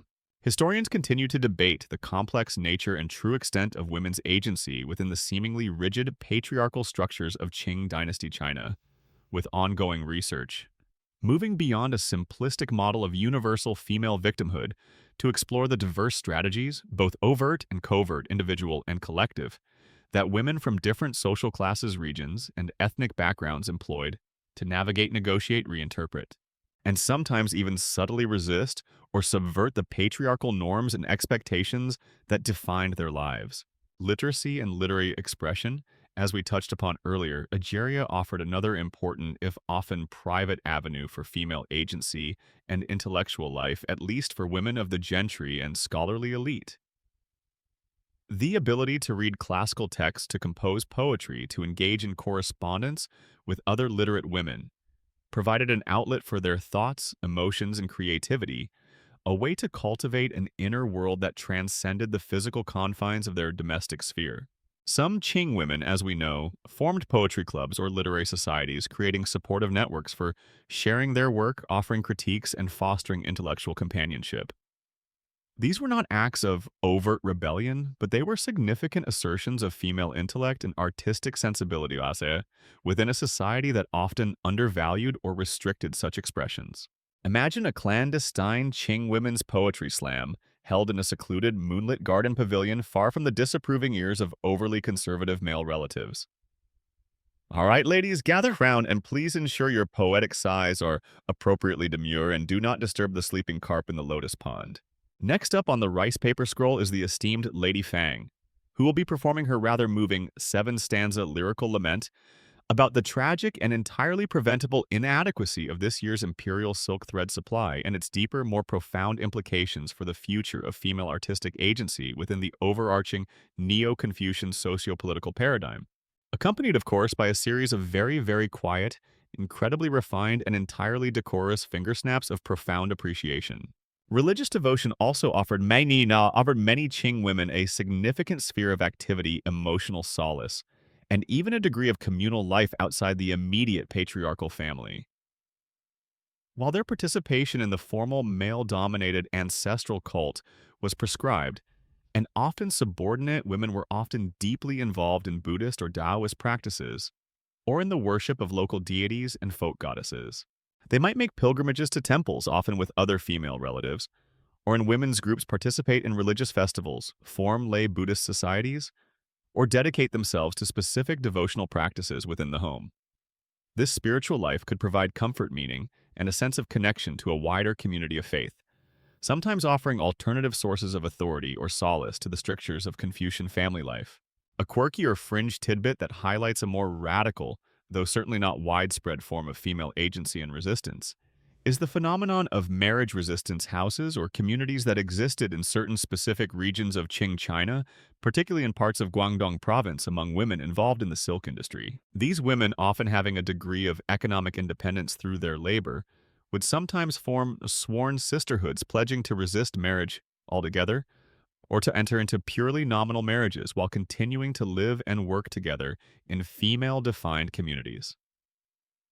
While this was a very specific and localized response to particular socioeconomic conditions, it stands as a powerful, if exceptional, example of women actively choosing to defy conventional patriarchal expectations.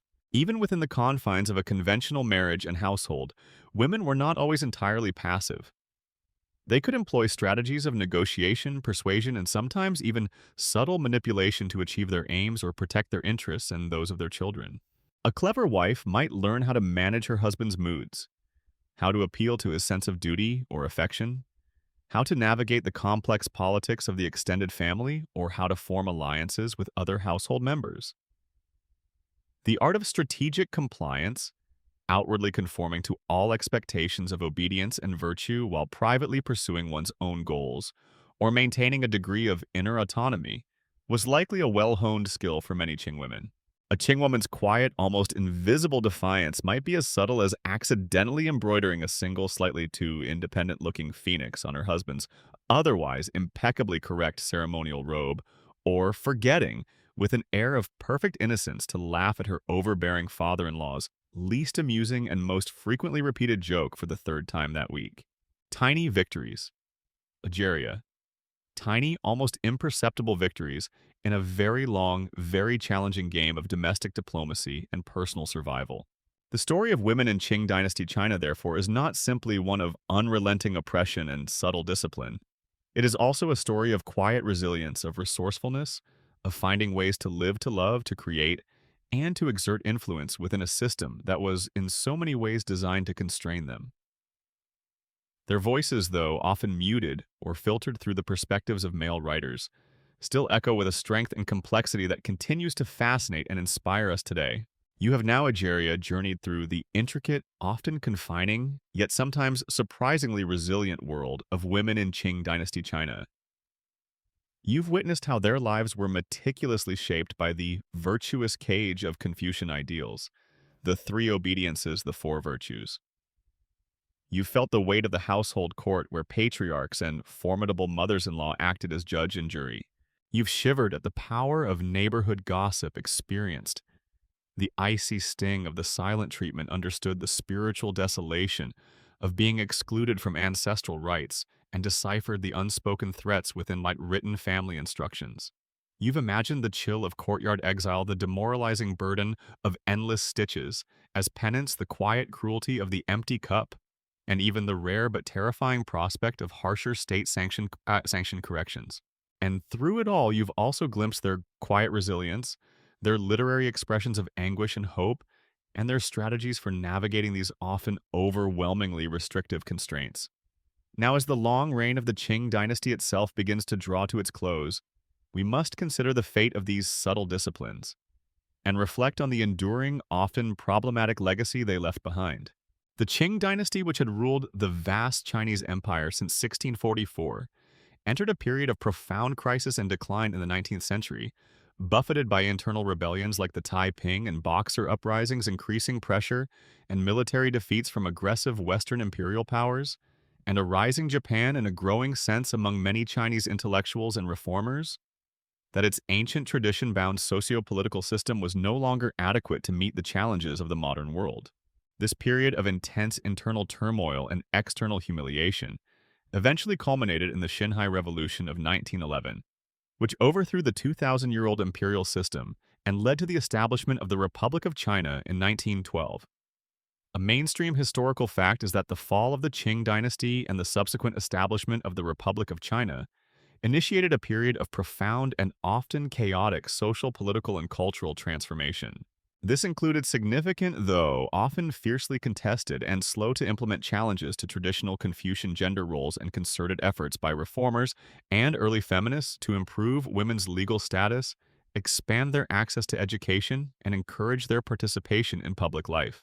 So the Qing Dynasty finally packed its imperial dragons, its elaborate peacock feather fans, its mandate of heaven, and its incredibly complicated multi-volume rulebook for how to be a perfectly obedient and entirely self-effacing daughter-in-law, without accidentally causing a major dynastic crisis into the historical moving van and trundled off into the sunset of bygone eras. There was probably a brief, slightly bewildered, empire-wide moment of, wait, you mean I don't necessarily have to obey my third son with unquestioning devotion if I happen to be a widow anymore? What on earth will I do with all this sudden, unexpected, and frankly rather alarming agency? With the collapse of the imperial system and the rise of new intellectual currents like the May 4th movement in 1910, which vigorously attacked traditional Confucian culture and championed ideals of science democracy, individual liberty and gender equality, the old foundations of the virtuous cage began to tremble. The most overt and legally sanctioned forms of patriarchal control started to be dismantled, at least on paper. New marriage laws were introduced theoretically, allowing for greater freedom of choice in marriage, and making divorce somewhat more accessible even for women. Foot-binding, that most physically crippling symbol of female subjugation, was widely condemned and gradually abandoned. Educational opportunities for women beyond the traditional domestic curriculum began to expand significantly, with girls and young women starting to attend modern schools and even universities in increasing numbers. Women began to enter new professions and to participate, however tentatively at first, in public and political life. As these broader societal changes took root, many of the subtle disciplines we've explored, which were so deeply intertwined with the old familial and social order, also began to lose some of their iron grip. The absolute authority of the jiazhang and the mother-in-law within the household, while by no means vanishing overnight, was certainly diminished by new legal frameworks and changing social attitudes.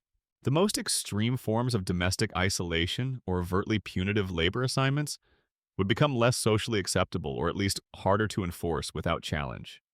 The power of community gossip to utterly destroy a woman's reputation for minor deviations from traditional norms, while still a potent force, might be somewhat mitigated by increasing urbanization, greater individual mobility, and the emergence of new social spaces and support networks for women. However, Ageria, it would be a profound mistake to assume that centuries, indeed millennia, of deeply ingrained cultural attitudes and social structures simply evaporated with the fall of a dynasty or the promulgation of new laws. The extent to which the fundamental patriarchal structures and deeply embedded gender ideologies of imperial China, so powerfully reinforced and meticulously enforced throughout the long Qing dynasty, have truly been dismantled in contemporary Chinese society and in the wider Chinese diaspora, versus the degree to which they have merely been reconfigured, subtly persisting in new and sometimes less visible forms despite significant legal, economic, and social reforms aimed at promoting gender equality, remains a critical and often highly contentious topic for sociologists, historians, feminist scholars, and indeed for Chinese society itself. The echoes of that subtle discipline can, some argue, still be heard. The immense societal pressure on women to marry, to bear children, especially sons in some contexts, and to fulfill traditional domestic roles, even if they also pursue modern careers, can still be intense. This is the notorious double burden faced by many women worldwide, but perhaps with a particular historical weight in societies with such a strong legacy of prescribed female domesticity. The emphasis on face and family honor, while evolving, can still lead to intense familial pressure to conform to certain expectations, and the fear of bringing shame upon one's parents or kin remains a powerful motivator. Even those early 20th century Chinese women, the new women who so bravely embraced modern education, cut their hair into daring bobs, and perhaps even advocated for radical concepts like free love or political activism, still often found themselves navigating a complex landscape of old expectations and new freedoms. They might be attending university lectures on science and democracy in the morning, but still facing considerable pressure from their grandmothers in the afternoon about the correct way to serve tea to important male guests and the absolute non-negotiable importance of not having too many unladylike opinions in front of potential or actual fathers-in-law. Old habits, ageria, and deeply ingrained cultural scripts die exceptionally hard even in the midst of a world-shattering revolution. A quirky or fringe tidbit that reflects this tension between old and new is the figure of the modern girl Modeng Xiaojie, who emerged in Chinese cities like Shanghai in the 1920s and 30s. She was often depicted in popular culture as stylish, educated, independent, and sometimes a bit rebellious, embracing Western fashions and new social freedoms. Yet she was also often portrayed with a degree of societal anxiety, seen by traditionalists as a threat to established moral order, and even by some reformers as perhaps too focused on superficial modernity rather than deeper social change.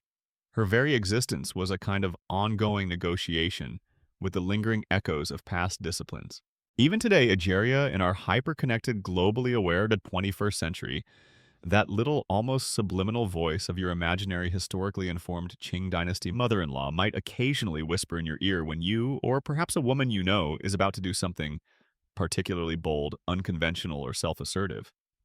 Are you entirely sure that's an altogether proper and suitably deferential course of action? My dear, what will the esteemed ancestors, or perhaps just the highly judgmental online comment section think? And is your PowerPoint presentation really up to the impeccably high standards expected of a virtuous and diligent modern professional? The echoes are faint, perhaps often unacknowledged, but sometimes they are surprisingly and rather uncomfortably persistent. The subtle disciplines of Qing China, with their intricate rules and their often unspoken but deeply felt penalties, have largely faded into history, replaced by new laws, new social norms, and new aspirations. Yet their legacy serves as a powerful reminder of the enduring human struggle for individual autonomy against the weight of societal expectation, particularly for women. A struggle that continues to reshape itself in every new generation, in every culture around our sleepy, spinning world. Word count 1495. The latticed windows of the Qing Dynasty inner chambers Ageria, through which so many women gazed out at a world they could only partially access, now grow dim, the scent of incense from the ancestral shrine fading into the quiet of the night. Our journey through the subtle yet often profoundly restrictive disciplines that shape their lives has reached its gentle conclusion. We have explored the virtuous cage of Confucian ideals, the power of the household court, the sting of gossip, the chill of unspoken scorn, the weight of family instructions, the isolation of courtyard exile, the penance of endless stitches, and the quiet cruelty of the empty cup. We have glimpsed their sorrows, their resilience, and the quiet ways they sought to find meaning and agency within a world that so often sought to define them. These were not always punishments delivered by the magistrate's bamboo or the emperor's decree. More often, they were the unseen chains of expectation, the unspoken judgments of family and community, the ever-present pressure to conform to an exacting ideal of womanhood. The odd penalties were frequently the slow erosion of spirit, the stifling of ambition, the denial of self. Yet even within these confines, as we've seen, the human spirit sought expression. Whether in the delicate beauty of a poem, the solidarity of female friendship, or the quiet dignity of enduring an often unforgiving world. As the image of those Qing Dynasty women with their bound feet for many Han Chinese, their silken robes, and their carefully guarded hearts now dissolves into the soft darkness of your own room. May you reflect on the enduring quest for personal freedom and respect in every age. And may your own dreams be spacious, your choices your own, and your spirit unconfined by the subtle disciplines of a long-vanished world.